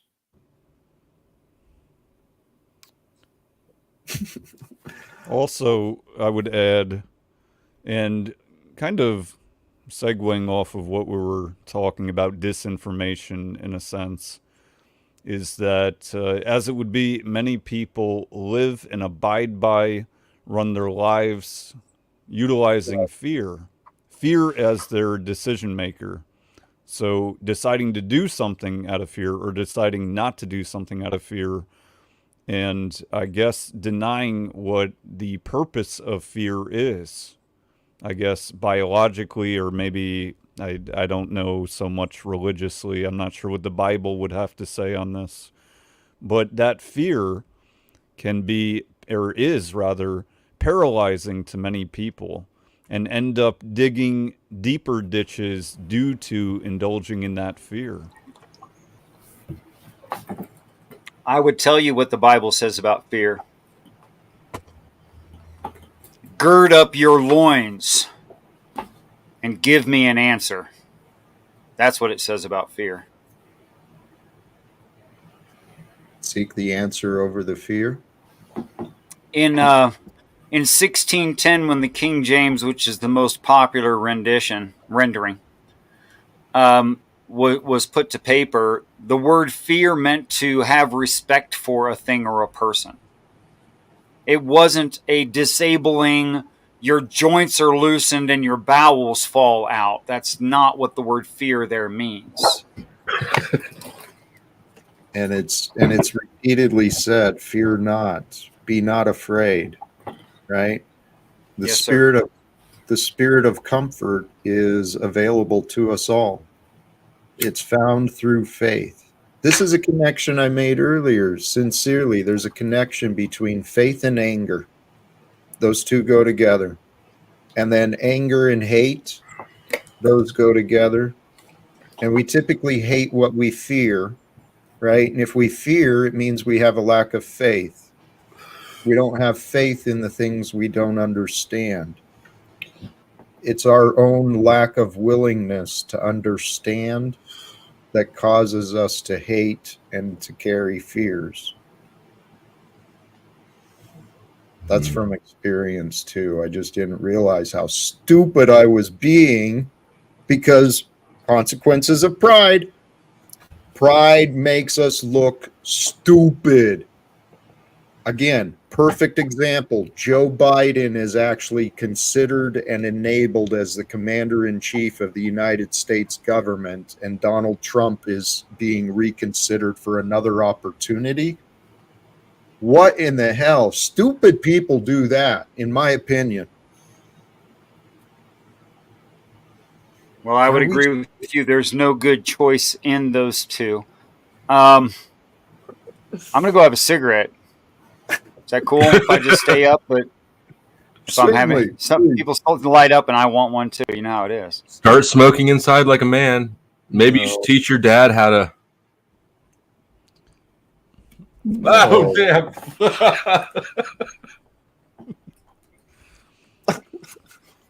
I'm just here chasing the dopamine. I'm sure. I have nothing constructive to add. Is it out of fear, though, Flo? I think it's out of love. Self-love. Love for the dopamine. It's out of self-love. I'm here chasing the dopamine. I know. And I'll entertain it. I enjoy your company. I do. It's your opinions I don't appreciate. Right. That's halfway there. just I'll take it. So, Flo, if you were operating in love, wouldn't the dopamine be chasing you? Ooh. That sounds deep, but it's not, because it doesn't actually mean anything. It means a lot. You just see, I think that's Flo's fear speaking right now. Yeah, you better double down on that one. He's afraid of the truth, Jack. I mean, I think we've seen this a bit out of Flo. One thing that I will say today, I don't hate Based Oracle because he is cammed up. Yesterday, and it wasn't because I was afraid of what was. I guess I was afraid of missing out on those micro expressions. See that fear? Yeah. It's good that you came here today, Flo. It is. Hey, it's good to admit our fears too. There is a fear. You admitted something. You have a fear of missing out. You want to be a part. You want things your way too. That's all true. Yeah. Those are normal things to want. Things are better when they're my way. For you, that's the only person that I'm, well, aside from my daughter and Katie by extension, I suppose, but that's really the only person whose interest I am tasked in this life with looking out for. That's what you've chosen. Now, Jack, if Flo's way was really based in love, then wouldn't his way be good for all? So maybe it is. It was. But admittedly, I'm Can not. we self-apply that logic, Jack? Be careful before you agree with him too hard, because actually, I was going to observe on you. I used to have those same views, that my responsibility was to my son, to myself, to those who were in my circle. Well, my life changed and I lost all of those. So then I realized I had been selfish. Hey, it's sincerely, many people do this. Many men do this. I'm not alone in this mistake. Men will hold themselves back from greater things using their responsibilities, their family, as an excuse. They'll keep themselves going to jobs they hate, living a miserable life, and then blaming their responsibility as their. And now for 2 days in a row, you've hanged out with me and Base Oracle in that same old sweatshirt. No, I hadn't worn this in a couple days, man. It was too hot to wear this. Yeah. Um, But look at base. Let's not overlook the fact that he's not wearing a black T-shirt. Don't think I didn't notice. That's true. My uniform was dirty. I only have one, so you know. Hank, thank you for your continuing support. Hank, stop giving this motherfucker money. Hey, there is another character in the back that I don't have a lot of hope for. If it's snafu, let me know and I'll drop. No, it's the sanity machine, Steven. Mm. I'm going to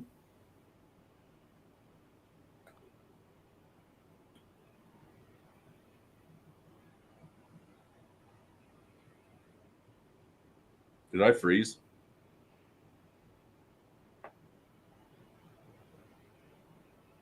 Huh. Well then. Whatever he's gonna do. fascinating. There he is. I froze, or my internet literally went out as I was considering inviting Steven up. How do I interpret that sign? Well, I think it means we should pause our judgment and allow him to come up so that we can spread this love, Jack, especially flow state. That's We can apparently force how that he love in him. operates. That's, that was actually my inclination. Thank you for the confirmation. Absolutely. Welcome back, Steven. Steven, are you here for the love? Hello, I'm here to spread Steven? the love. I'm all about He's love. here for the love. I'm all about spreading love on everybody. All over you. Steven? Oh, Jack, it's good to be back. Thank you. Bless Glad you, to- brother. Bless you. And you as well. You know, How are you, brothers? I think I blue screened you when you said my name earlier. You froze up, and I was thinking, did Jack's brain blue screen? What happened there? You were frozen for like, I don't know, 20, 30 seconds. I know my internet dropped out when I was Oh, it was your considering internet. what? Yeah. I thought that's it was what your mind. No, it was the universe. So how do I interpret God's sign there? I think God was telling you, pause and think of what you're going to say to King Stephen. Be careful with and considerate with your words, Jack. Pause more and think. Pause and ponder. Pause and ponder. P and P. P&P. The old Please P&P. consider the advice you share as well. And I'll receive it, but I encourage you to consider the advice you share as well. I will, brother. I will. Hey, today I truly am inspired. I started early. I have intentions of continuing until it's no longer fun. But that's honestly how I've been living my life now too. It's amazing. When you believe that things can work out, they often do. And if you just accept things will work out however they do, you ain't got nothing to worry about. Here, there is something I wanted to kind of correct the record of. Well, you guys are being patient. I brought this up recently, this verse. Therefore, take no thought, saying, what shall we eat, or what shall we drink, or wherewithal shall we be clothed? For after all these things do the Gentiles seek. Everyone in the world seeks those things. For your heavenly Father knoweth that ye have need of all these things, but seek ye first the kingdom of God and his righteousness, and all these things shall be added unto you. When I shared that before, I said that I didn't really have something to offer with that, but dude, my life is evidence of those words. I've turned to God, and somehow, some way, despite many people's predictions, I'm still sitting here in this house, comfortable. That's amazing. It is. It's a miracle. And all of my needs have been met, including my stupid choices like coffee and cannabis, things that aren't really that healthy. I've humbled myself that maybe God really does just want us to be happy.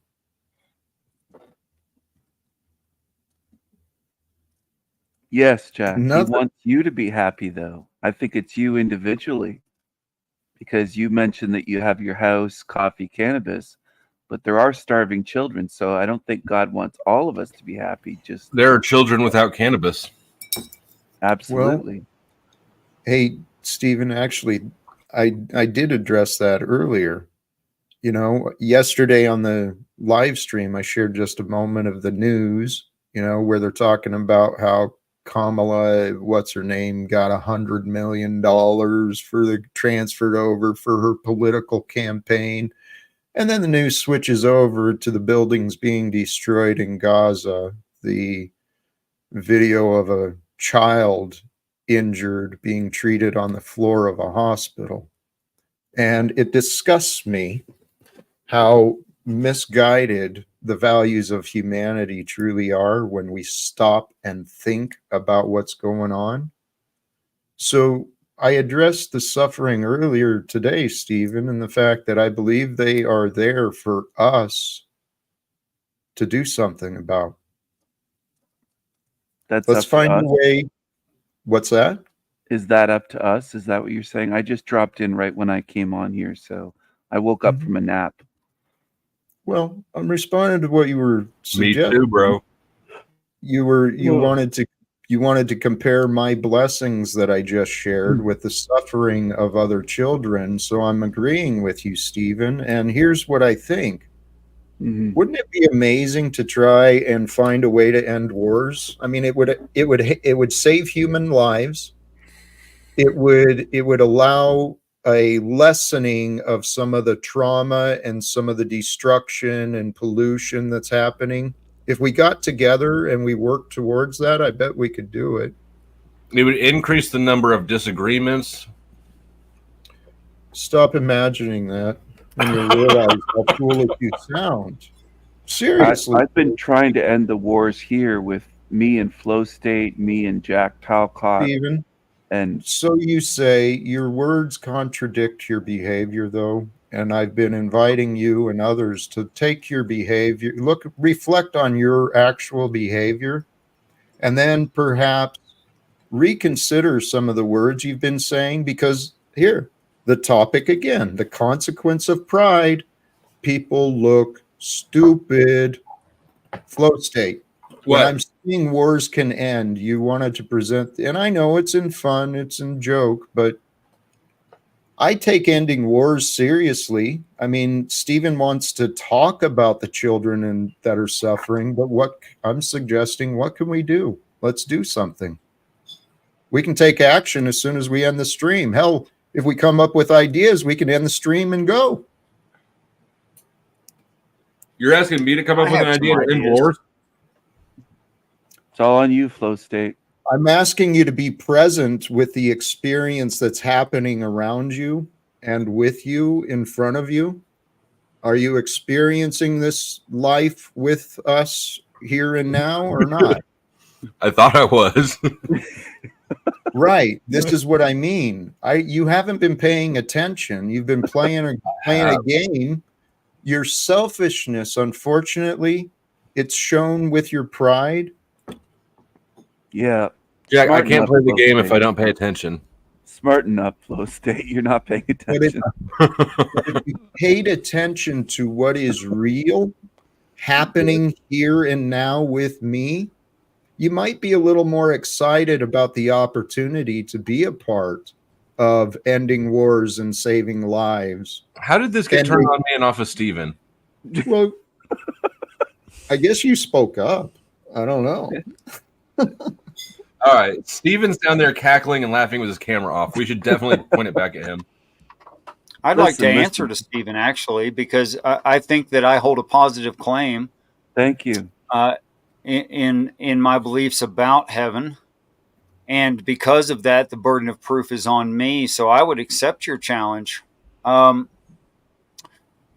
Yes, heaven is aware that there is suffering here, and severe, Yes. even you could say gratuitous You can't miss suffering. it. You can't miss it. Yeah, I totally agree. Now, there's also a declaration of fact within the same set of stories that I can't end a life, because that life can be restored, and can be restored perfect, can be restored painless, in an environment where they will never suffer. And this is, in fact, for the humankind, the only place where we can suffer, because in heavens that's not allowed. Because the Bible says so? Is that your proof of what Are we you're doing an saying? internal critique? Was your question not an internal critique question, or are you going to cheat? I'm not cheating whatsoever. I'm just wondering what your proof is. You're saying you accept the challenge, but are you You going asked by the about Bible? God, It's did just you a not? simple question. It's a simple question. I didn't ask about God at Stephen. all. Okay. I said Yes, about you did. suffering. Suffering. You asked Jack about Jack's God, which is the same as mine. Oh, you have the same God? Yes. We all do. What's his name? Can you tell Hey, me Stephen. his name? What are you Go ahead. trying to Could you not understand? change the topic? I'm Yes, curious. this is I'm asking questions, Stephen. Jack. Stephen, please. Jack. Here's an opportunity. This is a Yes, Jack. beautiful opportunity, because Stephen, I appreciate you, and I have faith that we Thank can you. understand But you each called me a other. lost cause. You said you didn't have any hope for me when you introduced me. Jack, I want some more positivity and love out of you and They're forgiveness. forcing love into you. That's what you're here for. No, I'm giving the love. I'm spreading it all over.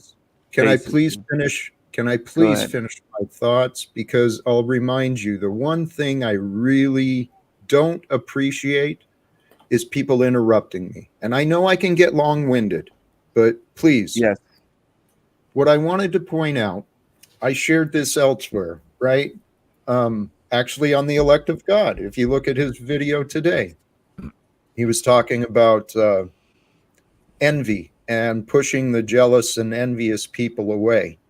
I believe there's a different way, where two or more are gathered as honest witnesses of what is true. I have a theory that the prideful can become humbled. Okay, and the pride is shown through the patterns of disagreement. So, Stephen, I'd kind of like to address some of your pride and arrogance. You're not Are you alone. suggesting that I'm prideful, Jack? Is that what you're saying? You're saying that I should be more humble? Listen, I want to say, yes. Can I say something, please? Can you not? Can I just say something? As a former smoker, I find it difficult to see flow state chain smoking the whole time. It's very disturbing on camera because I That quit sounds smoking. like a weakness that you can overcome, Stephen. I I'm can trying. help you overcome that weakness. I also have Are a you- question for would you Jack like and to? for the demolished character at the bottom. Do they ever stop? Do you Well, believe that demons might Can be we running this world address Stephen? rather Stephen, than hold on people? before you try deflecting and taking over the conversation again. No deflection. The topic was your pride and your arrogance. Do you Okay. question that? Let's stay on that topic Yeah, please. While you're for a here. moment. Let's stay on that. I'm not sure how great my pride is or my arrogance. Sometimes my voice might sound arrogant, but it's genetic. It's more of a family trait because I am from a high class, wealthy family. So I tend to have an arrogant sounding voice, but I can't help that. I was raised this way. Okay, but it's not the voice. Oh, What I'm asking is you it to then? look at is the actual behavior. What are my flaws, Jack? What can you identify? I don't want to insult or point you to something Well, you're I'm not not ready to perfect. see. I'm not perfect. No one's perfect. Okay, but let's come back to what I tried bringing your attention to was your pride and arrogance, but you dismiss that as not accurate for some reason. I think you're Do you prideful need- and arrogant, Jack. I What really would- do. So I know, but first we're talking about you because you're the one who's been showing the patterns of interruptions, and you're the one who has the record of on other places being quite insulting, disrespectful of God's no, children. That's not no, true. that's not true. On other places, I don't know where you're What, talking about. Stephen? Okay, should I pull up any of your videos? I mean, all Oh, of your my videos videos on are my about channel? other people. I Yes. haven't entered. Sure, Jack. I pull up my videos. I have an entertainment channel. Okay, but who are you entertaining? The devil? My what? The devil? My good. No, Jack. No. Are I'm you not sure? entertaining the devil. Stephen, hello. I'm okay. Let me try a different approach. There's a number of people here, and I've been doing most of the speaking, but Stephen, what would help you understand that you have clear patterns of arrogance and pride that you could easily overcome, and you would be so much more fun to be around And happier. I don't think I have the Less arrogance gay. and pride of Illumitami Okay. and lots of others in the panel. we're not talking about them, we're talking about you. All right. That's a 2 quote K fallacy. That's great, Demolish. I didn't expect this whole show to be about me. I got to admit, I'm blushing right now. No, but you wanted it to be about you. No, I didn't want it to be about Well, me. you continue. Brother, I came here with questions about Okay, demons. regardless where it is now, Stephen, you're welcome to stay or go. I don't mean to put you on the spotlight, but based on past interactions with you, I felt this would be an appropriate opportunity to take advantage of. And Start again, fresh. The past is the past. There's no starting fresh when you continue to ignore what has been unhealthy. I've tried that with you. And since you didn't recognize your behavior in the past, I thought we've had amazing conversations today. These people no one's out to get anyone. Mm-hmm. So maybe I should offer Stephen a compliment and try to change the energy. Feel free, please. Stephen, that was a flawless baton handoff that you participated in when I was like, why aren't we going after Stephen still? And you were like, hey, what's up? And you were like, yeah, go after me. So I appreciate that about you. Thank you, Flow State. I appreciate your orange shirt. I'm not going to say that it's 33 if it is orange. It looks orange to me. But anyways, I do appreciate that. There. Hey, can we go back to your first challenge? What challenge? Did I have a challenge? You better not have.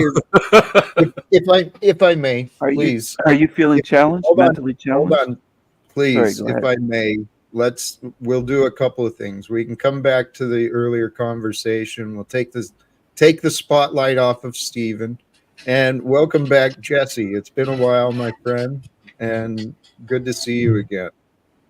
Nice to see you. Nice to see everybody. How's the panel going tonight? Hello, Jesse. You sound Canadian. Are you a fellow Canucker? Yeah, I'm Canadian. There you go. Cheers. I feel the panel has been pretty fun. I actually started earlier. I was filled with inspiration. And for those who tune in late, seriously, give my monologues a chance. Even if you listen to it sped up, I try to share some encouragement and inspiration every single day. Jack, I usually love your monologues. I did have a nap today, or I would have watched it. I really do enjoy them. Thank you. That's sincere. I appreciate that. See, Stephen, this is what I see. I see there is a truly sincere and caring and generous side of you. And then there's that other side that I just really don't want to be around. The side that starts wars? Well, you got that too, Flo. I have not listen, Jack, I have not bombed another country. I have not started a war in this world yet. I've I never know, done but that. let's see what we can do to end it. You know people that I don't know. You've got That's true. ideas that I don't. So if we unite together with the idea that, hey, and actually clean slate, the past is the past. Let's focus on the future, creating the future we want. That's the key, right? Miracles happen through faith, through forethought, right? It's like, Yeah. Yes. See, I'm in agreement now with you when you said the past is the past. Let's clean slate, forgive and forget, brother. That's my path. I try to start over every day. Every day I try to begin anew, begin fresh. How's the peacemaking going, Jack? to be honest, so far I still feel quite alone. I was just about to ask Jesse, how do you think that the peacemaking is going with King Stephen? Do you think that we're breaking through and penetrating him with peace? Well, I didn't hear what happened earlier, and it seems pretty calm right now. So I think you're doing all right. I'm Consider always yourself calm. penetrated, I'm always Stephen. calm. Well, not always, Stephen. So, and I don't want to point out flaws because I truly believe. I mean, the best way we're going to make this a better world is when we become better examples for each other. When we start encouraging the good behavior, not only in ourselves, but in each other, becoming more encouraging, more inspiring, more giving. We feel better when we serve forth the good. It feels better to offer forth encouragement and inspiration because guess what? You're talking to yourself. Every word you utter while it appears we're talking to someone else, it's God allowing us to hear what's within us. Yep, that's true. I agree. I think we should try to inspire beyond just words. We should inspire each other beyond just saying words on the internet. So I am in How can agreement you see us there. doing it? What would you suggest? What do we do to do it Maybe beyond we the can put together a benefit like those "We Are the World" concerts that they had in the '80s or something. Do you remember internet? those? Have you considered what I've been suggesting, Stephen? Yes, I have considered what you've been So you suggesting.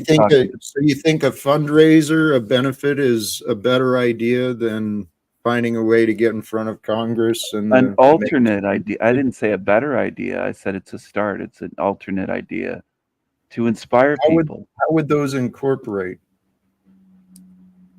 Actually, you want to do that? We are the world. No, We Stephen. are the Stephen, children. it Yes, was your Jack. idea. It was your idea. I assume you've got ideas on how that could happen, or you know people who might be able to help that I happen. just How came up quick? with the idea. I'll have to hatch out a plan for it. But yeah, I think we could do something like that. Maybe in Spokane.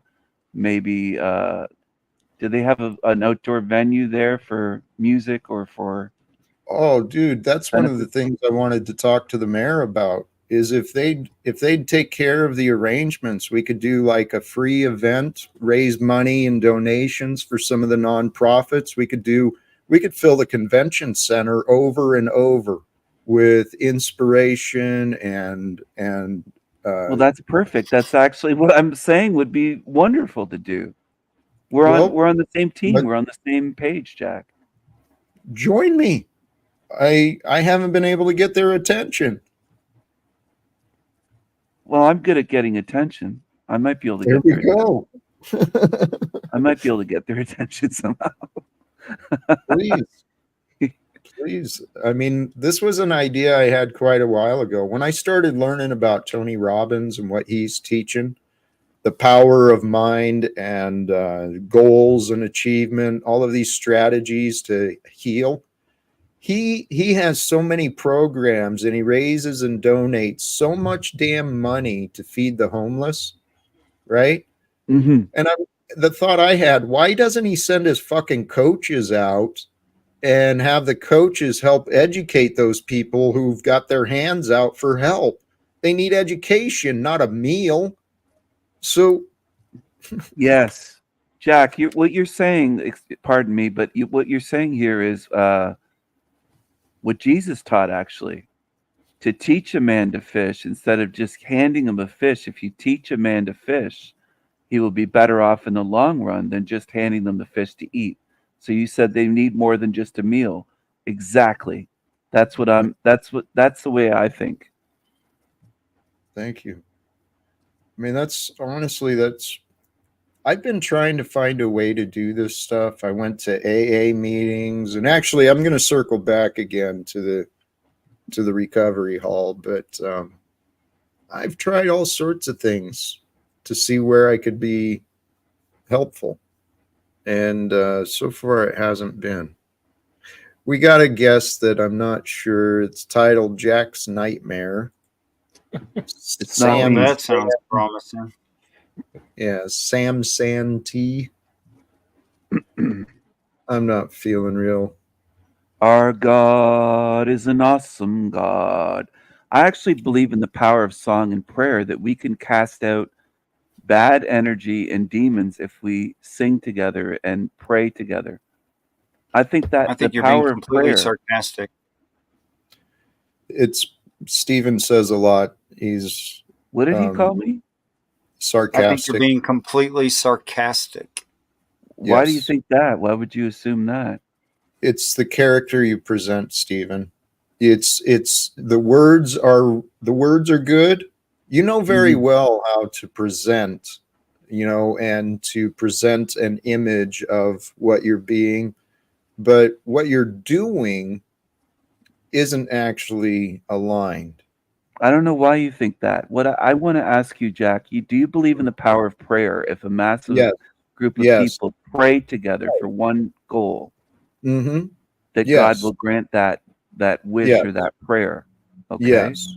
And that's what I Yes. suggested we do. And that guy comes in Right. negatively saying that, oh, I think you're being Right. sarcastic. Negative. I You also found noticed you didn't deny it. There you go. Yeah, And I you did. found I'm not being Stephen. sarcastic. Stephen. No, You you found argued. You never denied it. Not until I pushed you to deny it. That's interesting. You took a cheap shot. It's not a cheap shot. And I'm trying to be Stephen, are above you that. denying it?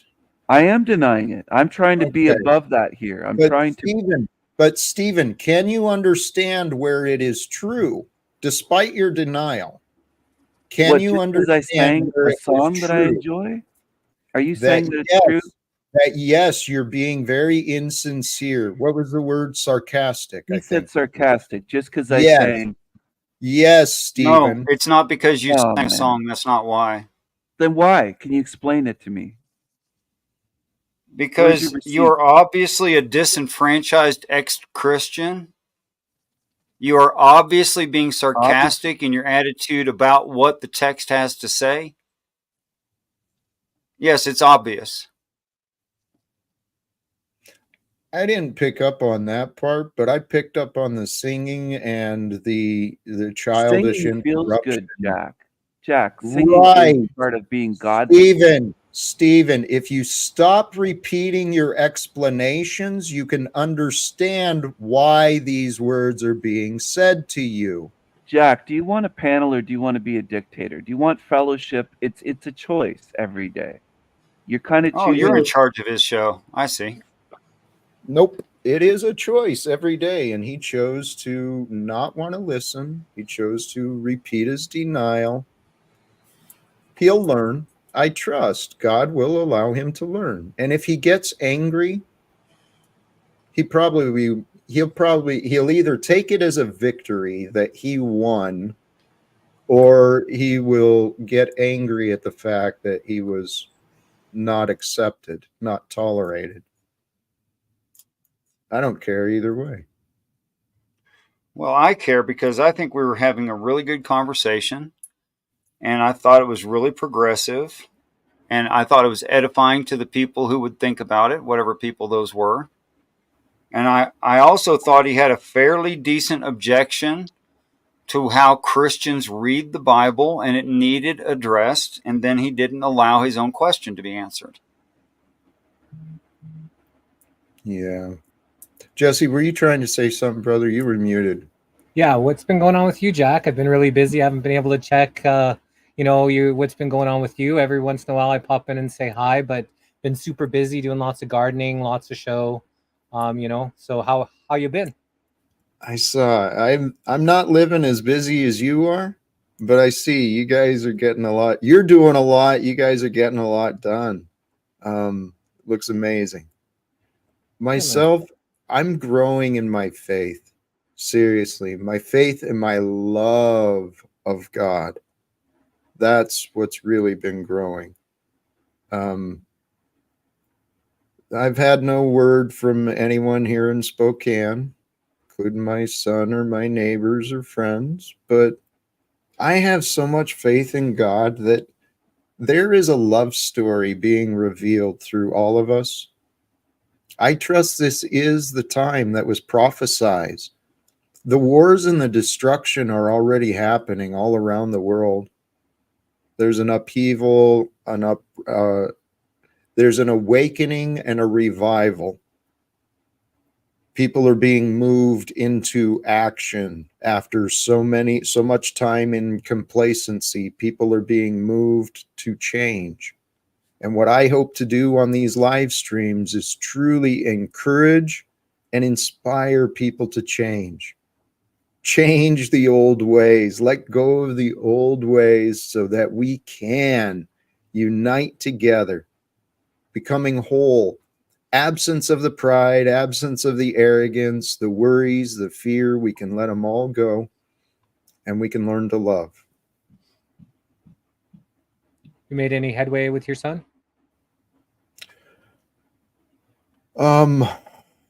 No. I saw a photo of what appears to be his child and her Your grandpa. grandmother. Your grandpa. Allegedly. I don't even know if I live anymore. I mean, here, this is the reality. Actually, I said this earlier in the stream. I had a repeat, like deja vu from my childhood, enjoying the day and wondering, I wonder what life will be like when I have friends. I wonder what it would be like to have friends in my life. And I was wondering, all these people are living these lives, people I used to know. I don't know what the hell they're doing. I really don't know what most people here are doing either.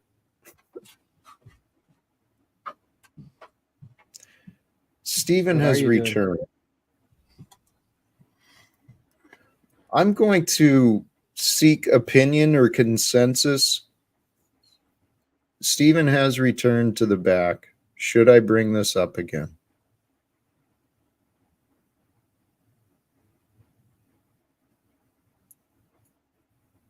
I find his patterns.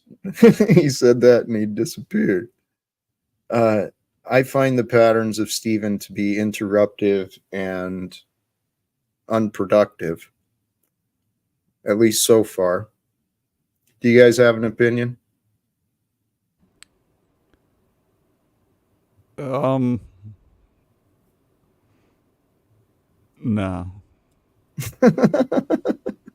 All right, I'll accept responsibility and I will. Welcome back, Stephen. Thank you, Jack. Thank you, Jack. I just felt sad because you said you don't have a friend in the world, you don't have your son. And I'm trying to come here out of compassion and fellowship and friendship. And yet I feel no compassion, fellowship, or friendship from you. But I'm here to offer that. You are here to offer that? Yes. Okay. Well, I'm sorry I didn't find it. Maybe how can I better see this friendship and fellowship you speak of? You have to be open to it. Yeah, just like you have to open up to love and peace to have. Can I have things that I want, or just what you think I should hear? No, I'm just wondering, do you really want friendship? You said you don't have it, but do you want those things? Of course. Then To why me, don't you have friendship? It's been denied me. This is what I'd like someone to try and intervene with as a witness, and ask people, hey, what is so difficult about having a friendship with Jack, or maybe a conversation with Jack? What did Jack do that's so unforgivable that you can never speak to him again? I mean, this is what I've been trying to figure out for a long time. And then I realized, this is my path. God's using me, so my life, I get to see and consider things. This has been part of my seeking too. I seek to see what I see from the highest perspective that I can. And I don't claim to be God, but I claim to be following the way of Jesus, and therefore uniting. My goal and intention is to unite myself with Christ and God, with God's will and God's purpose for me. That's what my prayer is. And the more that I started seeking to align myself with truth and love, the more I got tested. The more I got people who want to gaslight and tell me things that aren't real, want to tell me advice that doesn't help, and, gave me a lot of opportunity to discern who is a friend and who is not. Well, I see every man and woman as a potential friend, potential ally towards the goal of ending wars. But to me, a friend is one who is accepted. I haven't been accepted or appreciated. I mean, that's not true. That is not true. There's plenty of evidence that shows I have been accepted and appreciated.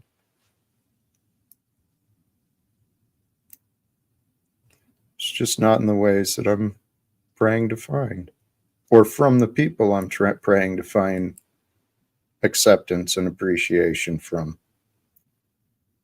To begin with, it's those who join me on the live stream, Stephen, and this is where your past behavior has come in. I'm pretty accepting. I have people on my show all the time, including people that I dislike or people that have said horrible things about me. I still invite them on to come live on my show. Can I offer I try. Can I just finish? I try to be accepting. I try to be accepting. And I think if I'm to be accepted by people, I have to show acceptance. I have to be accepting of others. Mm-hmm. So I think it works both ways. Well, partially. And here's where I will point out a different way of seeing what you're saying. I've seen you enable poor behavior in yourself, and then you enable poor behavior in your presence too.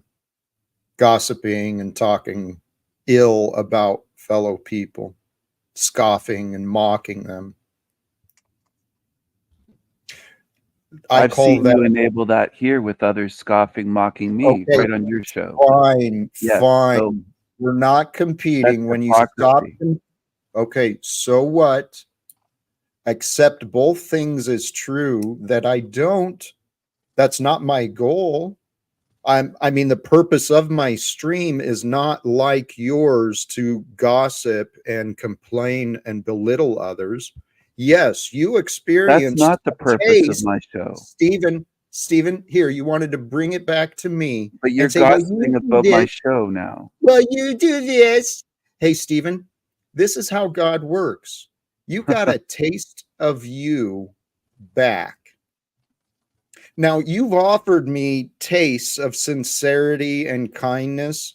I don't know that I've actually seen or experienced generosity from you, but I'm sure I'll trust you are elsewhere. But,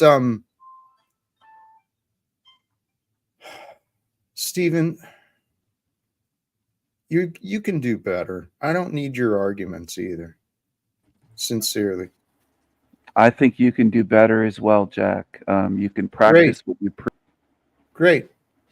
Go think I can do better, and then you can give yourself your own advice. I don't need your advice, Stephen. You're not a friend to me. You've proven that over and over. You're untrustworthy. You're argumentative. You don't appreciate me for what I offer and who I am. Yes, I do, So, Jack. I'm here to help you. well, please. I'm here to help you, Jack. So far, you've You have a offered nothing temper. helpful. What is helpful being offered? You have a temper. I'm here to help with your temper. I'm My here to help temper you is calm gone down. when you're gone, dummy. Look at the Dummy. connection, Oh, dummy. Yeah, listen, dummy. listen, Jack. Listen, don't get. Consequences of pride, Stephen, it makes you look stupid. And so I'm going to disengage with the fool so I don't continue allowing myself to look stupid. Stephen, you can walk away. I'm done with you today. So, Jack, who's your new friend here? Demolish Doctrine Richard? I'm not sure I've heard him or met him before. He's a wise man. I actually think we just met today. He's humble. He's humble in his knowledge and a very skilled communicator from what I see. And hey, Jesse, you asked how I was doing. I was bragging a little bit earlier and yesterday. My praise in God, my faith in God, my love of God is something I never knew was possible. And the kingdom of heaven, we bounced around the topic earlier. The kingdom of heaven, it can be known now. We can taste heaven in this physical body. And today, when I surrendered to my schedule and what I have to do, and, again, I'm trying to balance where do I rest and surrender to God and where do I do the adulting thing that is responsible. Well, I had some time this morning after some coffee and some prayer and sunshine. I was in massage. Oh, holy. The pleasures just keep flowing. These bodies are designed to be explored, to be grown, to be exercised, to be known. We're here to discover who we are in all of the different aspects. And part of my practice of meditation and surrender is I allow God and the Spirit, the higher spirit of intelligence, to take over my hands. And then I just get lost with my mind and the focus into the unraveling of muscles. And it's so perfect. All you got to do is press, and then the muscles rearrange themselves perfectly. And there's pleasure that flows all the way through your body. I can feel it in my skull.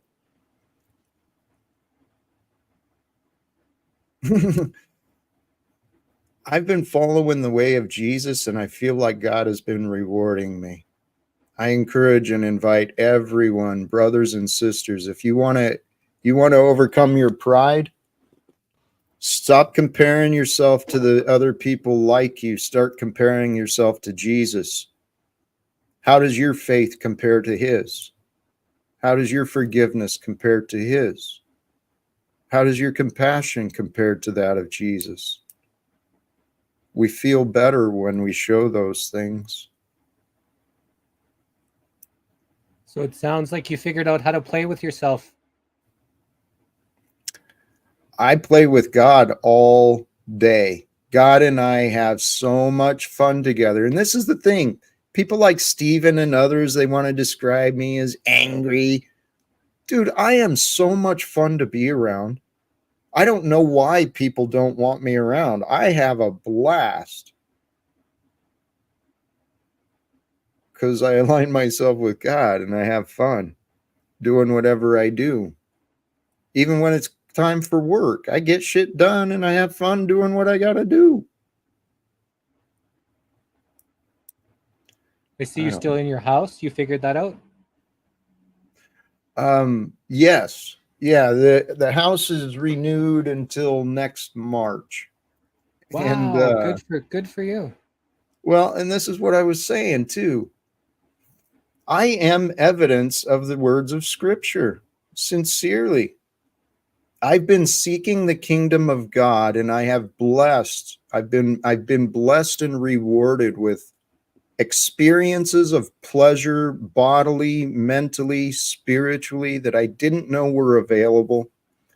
But seek ye first the kingdom of God and his righteousness, and all these things, meaning the food, the drink, the clothing, the shelter.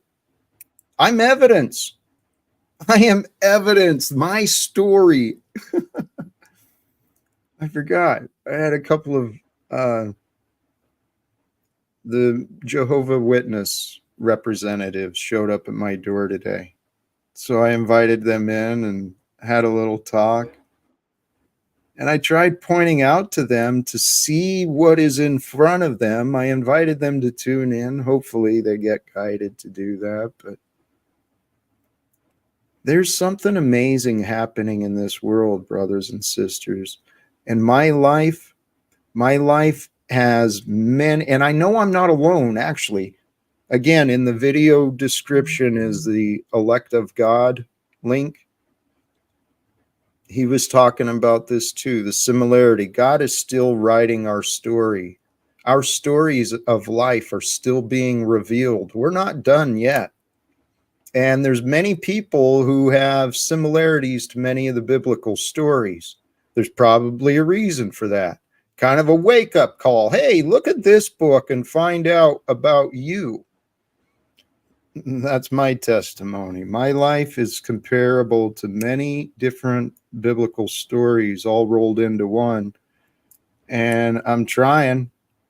I'm hoping to be a part of this return of Christ, the army of Jesus that's in the clouds. That's how I paint myself right here and now.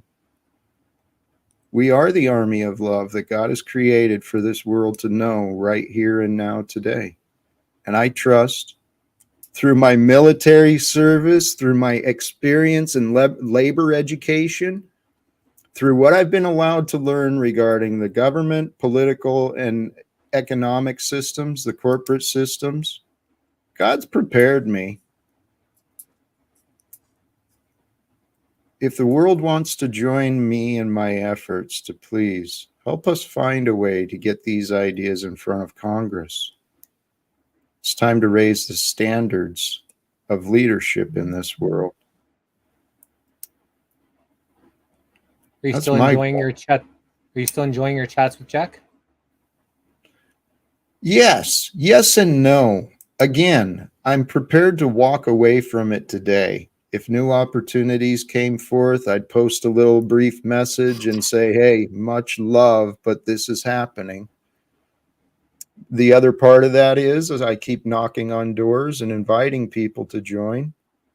I've been blessed and challenged by what's come forth so far, but I still see that the YouTube and social media, if I get the right people together, if I get the right message together, it could become viral. There could be great growth. And then with the growth, opportunities for financial rewards, abundance. And I see a way for the social media to be a path, a stepping stone to the mainstream media. Between those, that's a path to get in front of Congress. In front of Congress is another path to get in front of the mainstream media and the rest of the corporate and state leaders of the world. I think it's time for reforms. The world is ready for peace. The world is ready for new ideas in different ways. I'm pretty sure about that. What's your thoughts, Richard? About what, sir? Just anything in general. What Jack was saying, whatever comes to your mind. If you took 8 billion people and you spread them evenly in the state of Texas, you'd have 6.4 people per acre. There are 75 Texas-sized land masses in the land of perpetual summer or the torrid zone or along the equator, which only accounts for 23% of the Earth's surface. leaving the other, obviously, 77% returnable to nature. There is plenty of land, good, fertile land where there is warm weather. No one has to live on an icy tundra. No one has to starve to death in a desert. We just need to stop hoarding. Right. We definitely have enough for everybody's need. We just don't have enough for everybody's greed. Yes, right. The angels put plenty here. Well- I was one of 7 children. We had 21 acres, which if you do the math I just gave in the example of the state of Texas, would allow for more than 21 acres for a total of 8 people. And we did just fine in sustenance farming on that little plot of land where the soil wasn't that very good.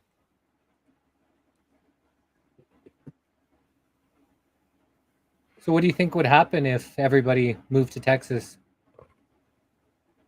Well, the idea isn't that everyone moved to Texas, but that every living soul be assigned 10 acres in the torrid zone. Well, 10 acres per person is what the math turns out to be. Let me jump in here real quick.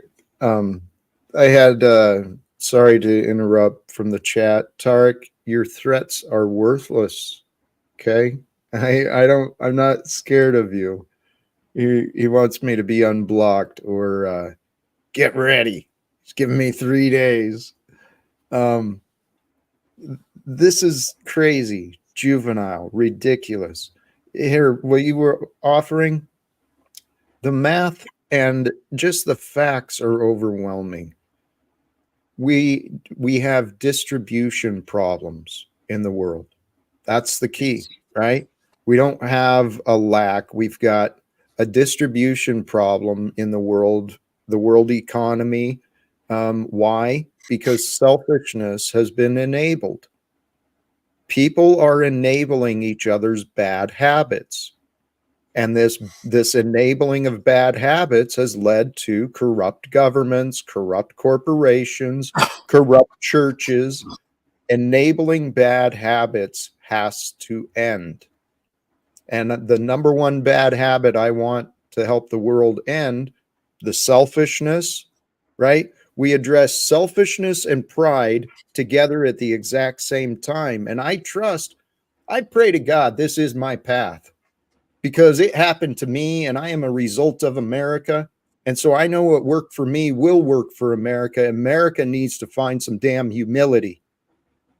The pride and arrogance that has been conditioned into the masses has people fighting against neighbors, corporation against corporation. This pride and arrogance has to end for people to realize the truth. And God is the truth, and God will reveal the truth. And I hope to be, we are all of us are, when we are of clear mind and conscience, present with one another, and the conversations are just flowing, heartfelt, we are the living truth of this time. We are the messengers from God, revealing the truth for others to learn from.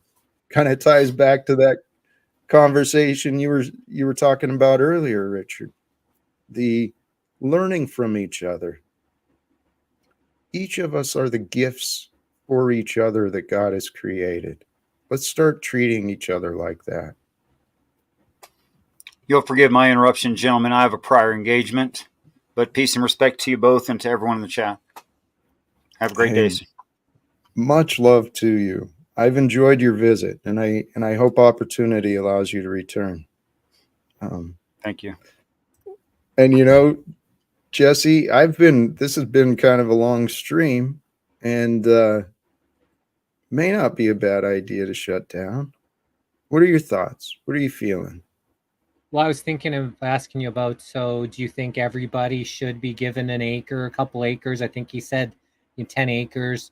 I think he said 7-person per acre, but that's in Texas. So it would equate to the world 1 person for every 10 acres. Like, do you think that everybody should be offered? I don't know if everybody would want that. I'm not sure if everybody would know what to do with an acre, 2 acres, or 10 acres of land. A lot of people are really stuck to their cities. They don't know how to farm or to grow, wouldn't know how to take care of themselves. So I don't know if how viable that would be to, but to offer people land, and for the people that wanted land, I think that should, be something that could be redistributed if, we wanted to make things a little bit more fair for everybody. Absolutely.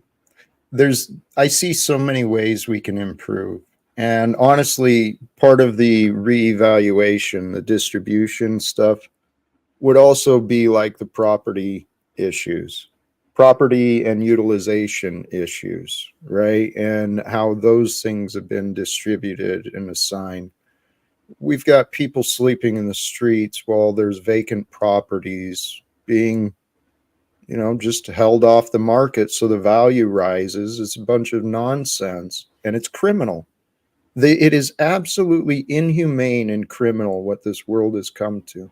So what's the solution, Jesse? What I think, when we're not playing this stupid game of authority, secrets and lies, where the budgets and authority are making all the choices, have all the power, when we rely on what is true, we'll come together and we'll decide what is best together. Communities can decide which corporations do they want to host in their communities, rather than these corporations coming in, buying up the water rights out of citizens who've been living there for generations. Now all of a sudden they can't even fucking drink water. Why? Because some corporate CEO found a good business decision to profit from. Sorry, man, I get fired up on this stuff. It's okay. I think corporations should be a thing of the past anyways. They're dead entities, right?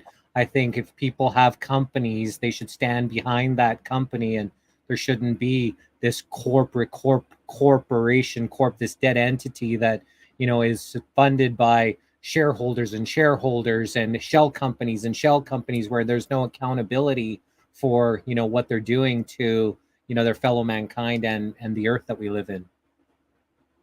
It's by design. And this is what I want to explain to those who have the power of legislation.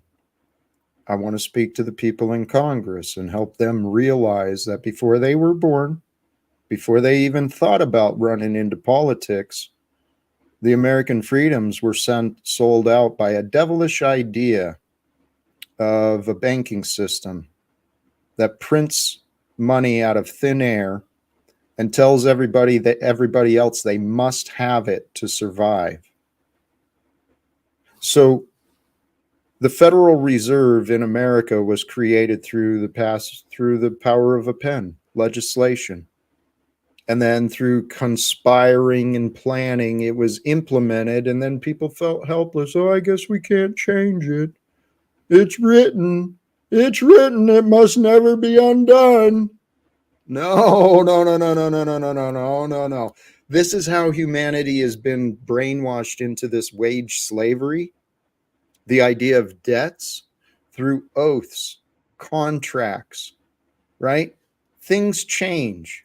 It's okay to change our minds. It's okay to change our old agreement, to renegotiate what is true. That's the lesson from love. Love allows change, and love has been lost in this punishing world where it was prophesied the beasts of rule, government and corporate structures. We wrestle not against the flesh and blood. Donald Trump and Joe Biden are not my enemies. They are potential allies of mine towards the goal of ending wars. Why do you think so many people hold on to this system and just have the belief that can never change, that it's, working fine the way it is, that, that we can't do anything about it? And it seems like that's what's holding us back, is that belief that we can't make this place better. My people suffer due to a lack of wisdom, but God gives us free will. People don't want to believe that it could be different, because if they accept that it could be different, then they have to admit they were wrong.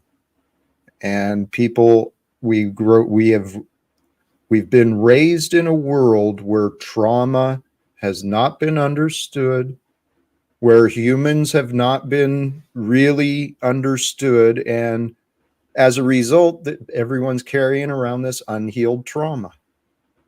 And it's been enabled. So people are enabling the suffering, which is being created and carried by the individuals. Good-hearted people are enabling the suffering due to a lack of wisdom, a lack of knowledge. And that happens because we don't connect with others. We just focus on our little life, our little group, and I lived that life. I had unrealized trauma that I'd never examined for myself. The government. Go ahead.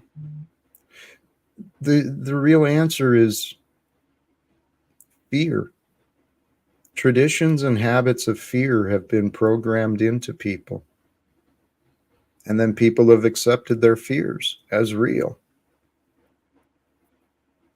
The government seems to be the beast that keeps feeding on people. Do you think government should be abolished?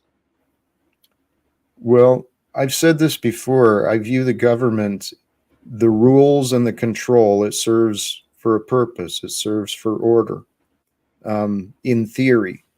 But the government is actually the externalization of the collective egos. It's selfishness that thinks it should have control and power over others. And so the idea is collectively, our freedoms and morality go together. The more immoral the society shows itself to be, the more censorship and oppression is going to be imposed upon it. And we're facing all sorts of censorship, all sorts of corruption. Why? Because our morals have gone away. We've allowed ourselves to become blind to the suffering of others. Why? Because we're focused on our pain, our debts. But we don't have to live that way, and I trust we're not going to live this way much longer. Because unity is the solution. And when we unite with God, with love, healing happens. Miracles occur. So here, should the government be absolved? The government is only as powerful as the people who believe in it, those in the power and those who enable the power. If the battle we're dealing with as human beings, though, it's a spiritual battle. It's conducted in our minds. The freedom comes from the truth. The world will know freedom when we no longer allow the demons of government and corporation to keep secrets legally. Because this entire economic system has good men and women willingly enabling lies. It's called marketing. It's called news. It's called whatever we want that'll sell it. And, here's the truth. People just connect the dots. I saw this a while ago. The old adage, history is told by the victors. Of course, right? Because most history is all war-torn and the losers were destroyed. So the winner is telling the tales. We all know that the media is lying to us. We all know these experts, these politicians are lying to us. History is reported on the news each day. Okay, so if in the current days, the news and the politicians are lying to us in the public, guess what? We are losing.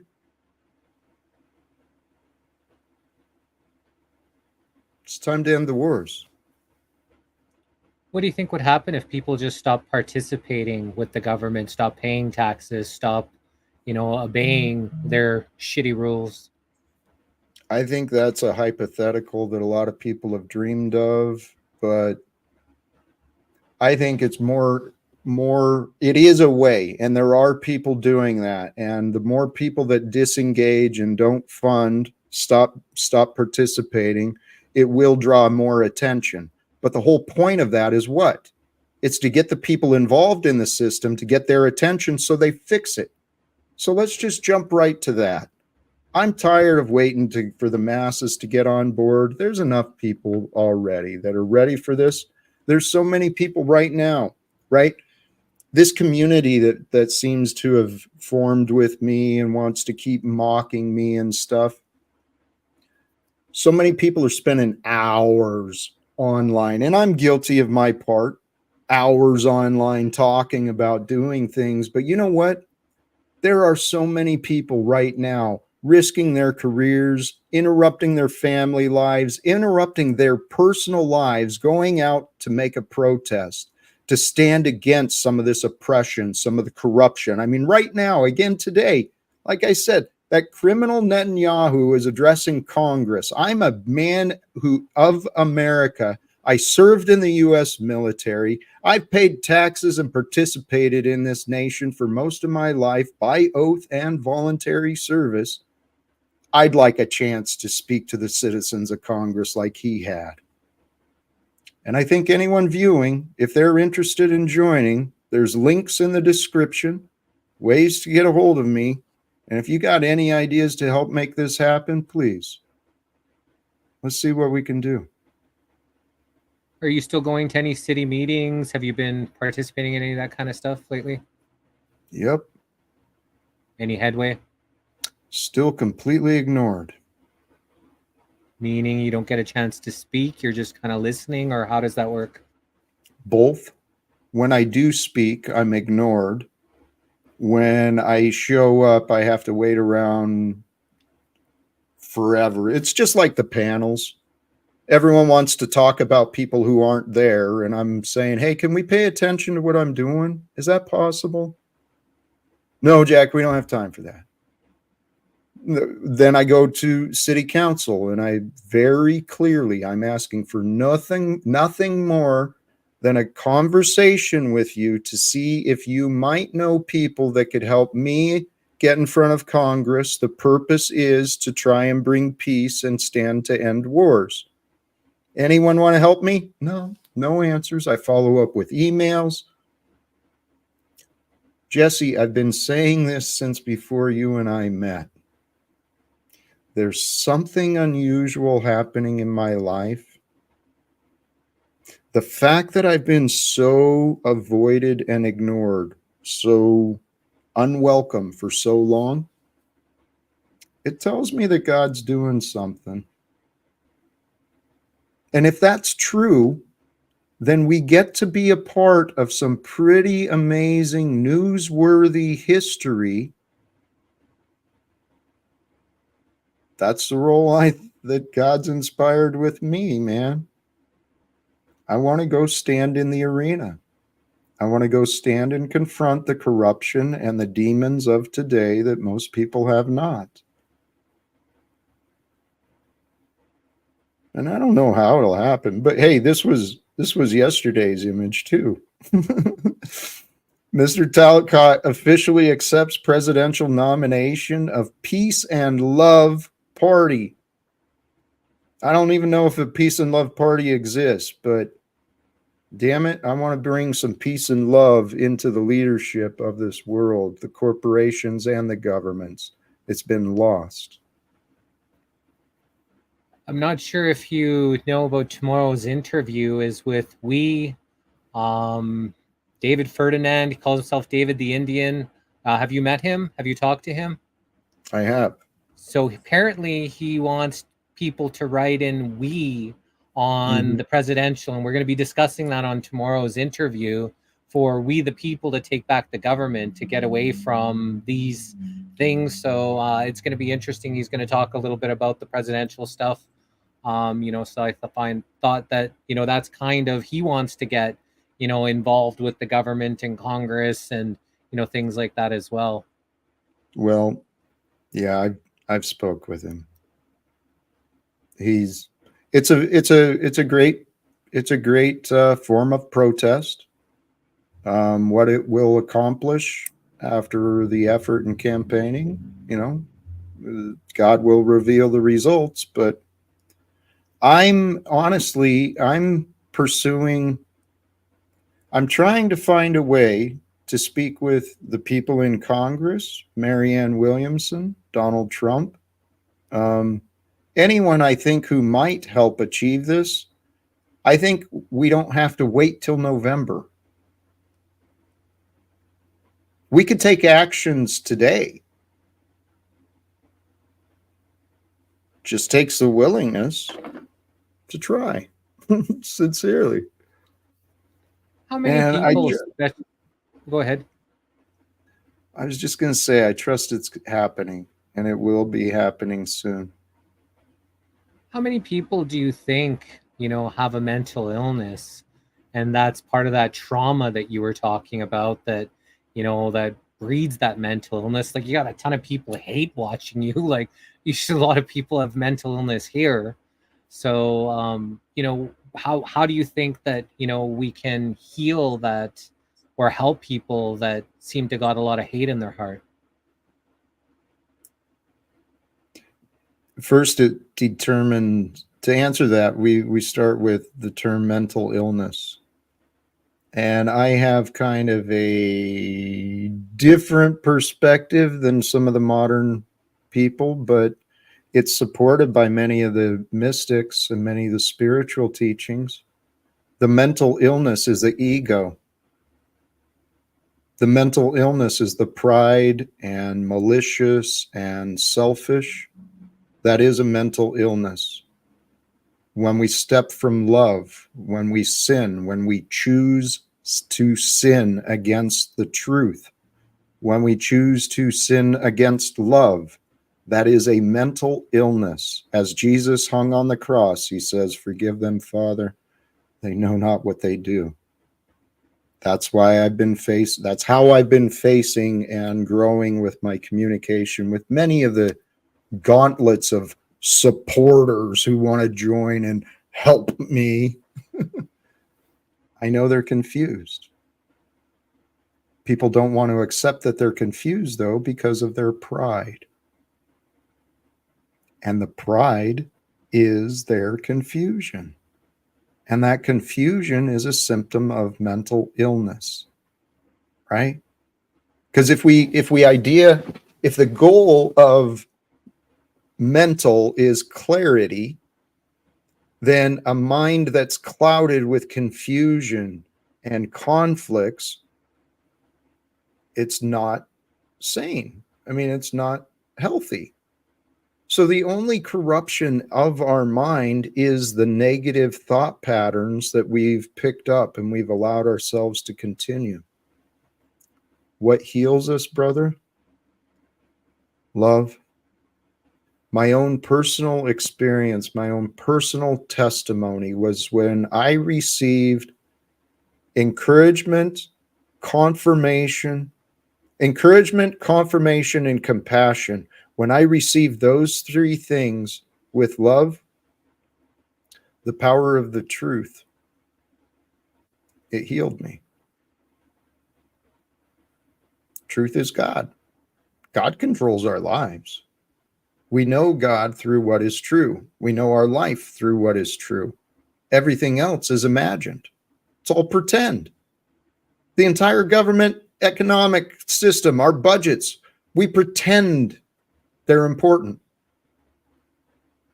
It's crazy. This is what I mean. God is fucking hilarious, dude. God is the God of love. And the God of love allows us to live in this Garden of Eden with these bodies that will pulse with pleasure. When you take care of them and you feed them right and you exercise them, they pulse with pleasure. And this God of love that creates life and it wants to see us happy and joyful and blessed, it gives us the free will, and we can choose to fear. We can choose to hate. Someone came on our show and said sin is self-induced narcissism. I was just wondering what your thoughts on that is. I love it. Selfishness. Selfishness corrupts us. And, you know, we're only selfish if we feel we're lacking. And we're only lacking if we don't feel whole. We don't feel whole if we're fractured, if we've got unreconciled memories, if we've got contradictions within us. And we carry these bodies. These bodies are seriously, they are so incredible. And modern science is continuing to learn more and more about how our bodies work, how trauma and the mind and all of this stuff works together. I have prayers that in my future, Jesse, I'll be able to talk with some of these people, to some of the mainstream guys.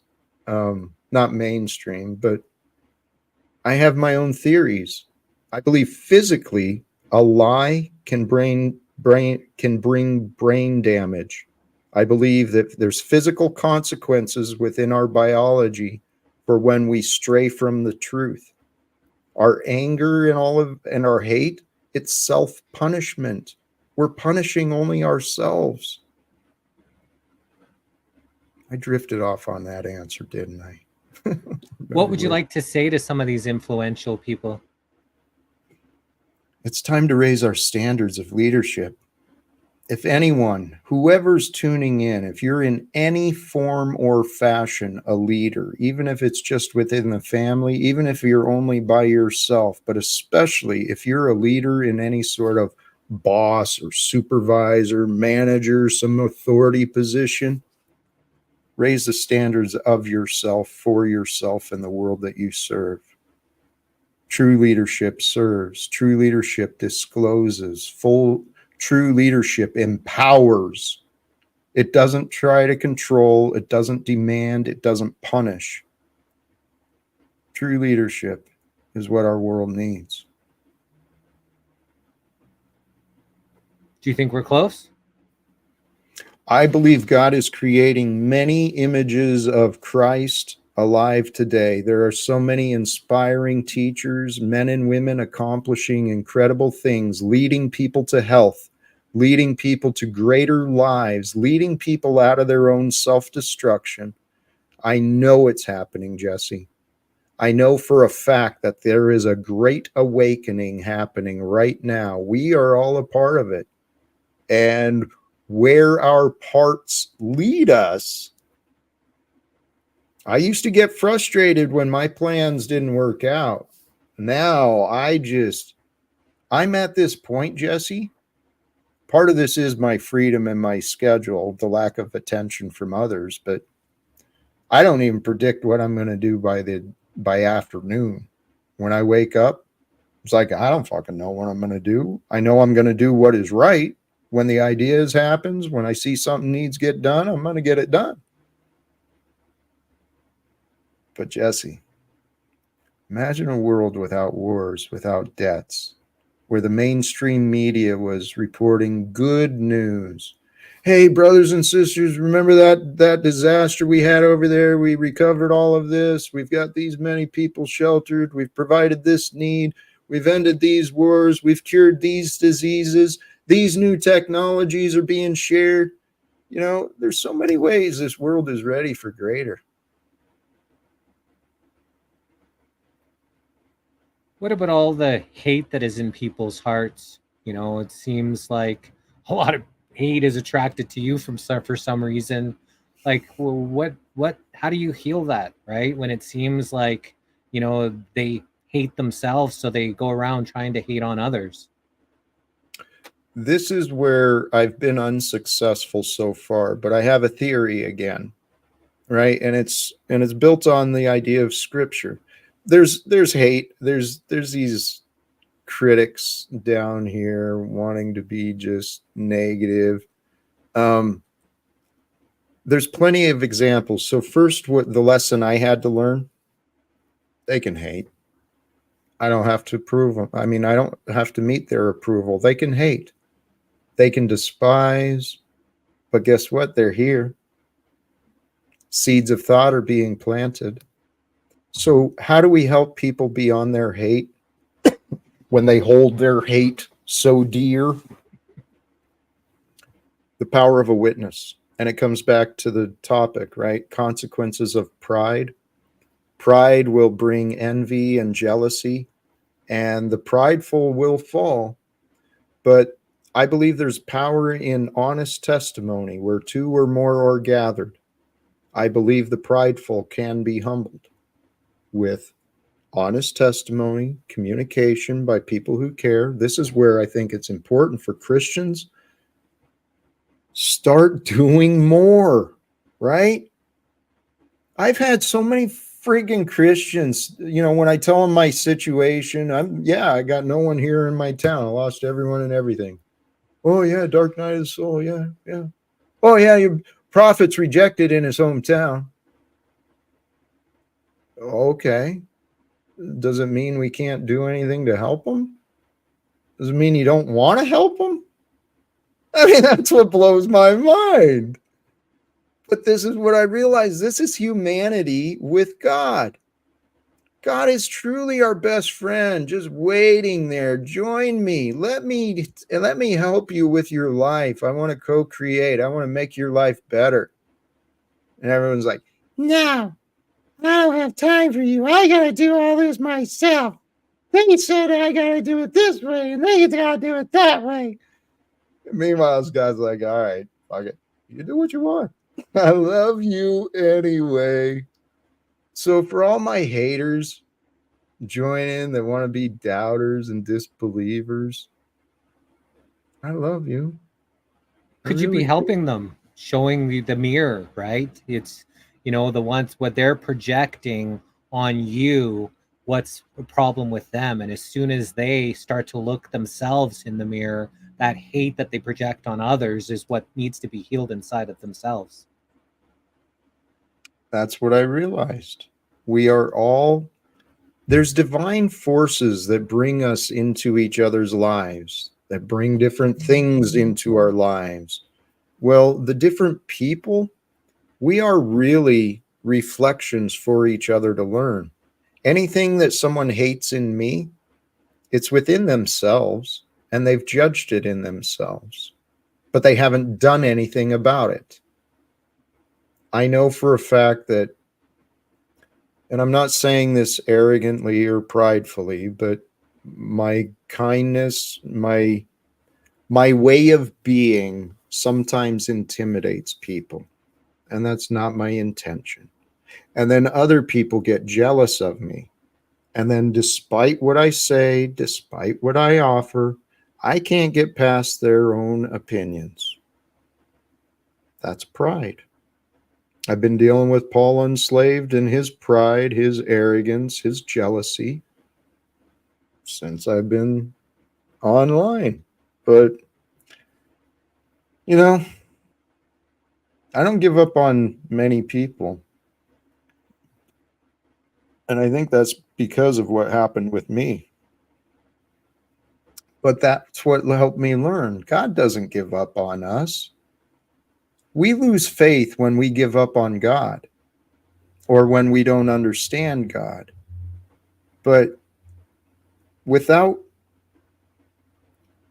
the grace of God, we would not be, we would not know, we would not have. So if we accept God into our lives and trust, God's got a plan. All I've got to do is be me and to do the things that I want to remember myself doing. And we all want to learn. We all want to grow. I want to find a way to truly end wars and share the truth of God's love with this entire world. And I invite anyone who calls himself a Christian, start walking the walk. It's time for this world to have leadership, right? Leaders like Christ.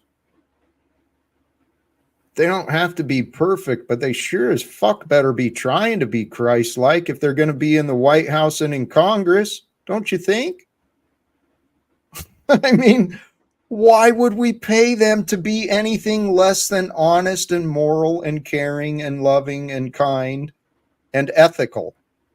Why are they still getting paid here? Praise God, man. I tell you, I am the right man for this job. I want to speak to the bosses of this corporation of America. Well, I am right now. Any American claim ownership over this government that we share with me, because we do own responsibility of what the American government is doing in the rest of the world. So let's own this government and let's get in front of this government and let's let them know that it's time for change, time for reform, time for better leaders. And if they can't do it, they can get the hell out of the way. It's time for them to retire. I'm pro-labor. I'm pro-labor and anti-job, but I do believe in accountability and responsibility, and true accountability and responsibility for any organization goes to the top. So the Organization of America is dealing with poverty and dysfunction and disease and chaos and disorder, and I want support. Let's see what we can do to get some accountability and responsibility from other people. Because seriously, if they can't uphold their proper duties in Congress, they can get the hell out of the way. We don't have to wait for another election pageantry. We can be adults. What do you know about constitutional republics? It was a way to deceive. I mean, it has some plausible theories of effectiveness, but it really is a way, like under the current system, the Republic and having the representatives making the decision, you're still passing your vote away. I mean, even as it is now under the current system in America, the entire population can vote one way, but the true votes are passed by the Electoral College. The popularity contest has been sold, and everyone is just playing along with the game. Hey, Red 40, your hate and your nonsense is really your problem. I'm going to help censor your problems around here. You don't need to keep offering your insulting problems.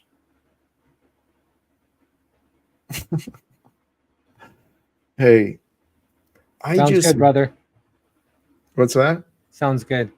Yeah. Hey, you know what? I think it's time to wrap up. 3 hours is a long one for me again, even though I've been doing long ones.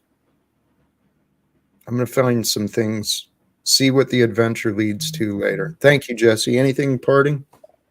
No, it was good, checking up, seeing what things are going. Glad you still got a smile on your face. You still got a roof over your head. You're still doing God's work, whatever that may be. It seems like you're attracting a lot of hate, but again, it's just, I think you're showing people the mirror of who they are. And if they continue on hating, that's, it's just going to lead to sickness and whatever else their path leads to, right? Because, they're veering away from God. God is not hate. God is love. And to know that love is to know God.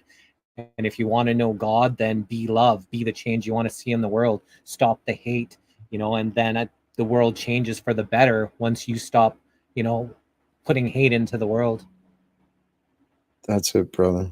Beautifully said. Jesse, thank you again. I'm going to do some last words. And for those who don't know, check out Jesse, the missing link. He does a lot of videos. Some very amazing stories are being shared. Amazing stories are being lived right now. And brothers and sisters, let me retouch on a couple of things, even though we're long into this and, maybe numbers come and go. But in the description of the video is another channel I find inspiration from, the elect of God. And as a matter of fact, I modeled the video description inspired by him with his videos. If you notice, he's got it. Peace be with you all in the name of Jesus Christ. That is my prayer.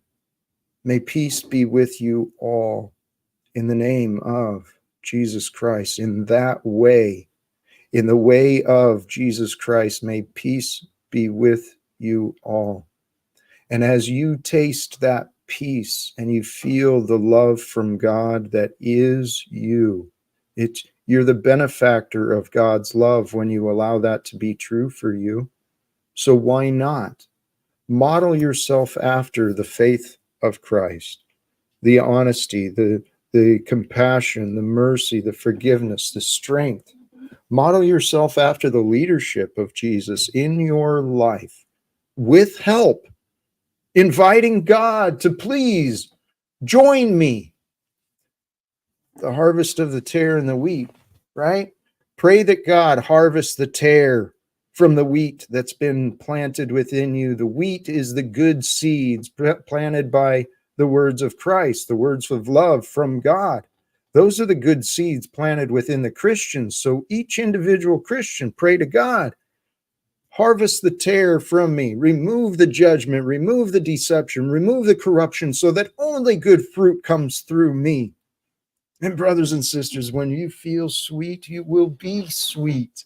And when you feel sweet and you are sweet, you feel the joy, you feel the love, and you know that God's love is true for you because you align with righteousness. You align with love. Check out The Elect of God. He does some inspiring work. I will include the link for the Shunya Murti video as well. We talked about a lot of things today, and I do hope, if you don't catch it all, at least give me a chance, double check the beginning and the end and see where we land this stuff. Brothers and sisters, a new world is waiting for us, and it's one with love, prosperity, abundance, and health. And it's for you to choose, for you to receive, for you to create. Allow it, embrace it, and humble yourself to the gifts. Brothers and sisters, let's wrap it up there. With love, I pray we may return again in the future. And if so, it will likely be back at the regular time. And until that time, choose love, peace for everyone, and live without fear. Thank you again, and God bless us all. Peace.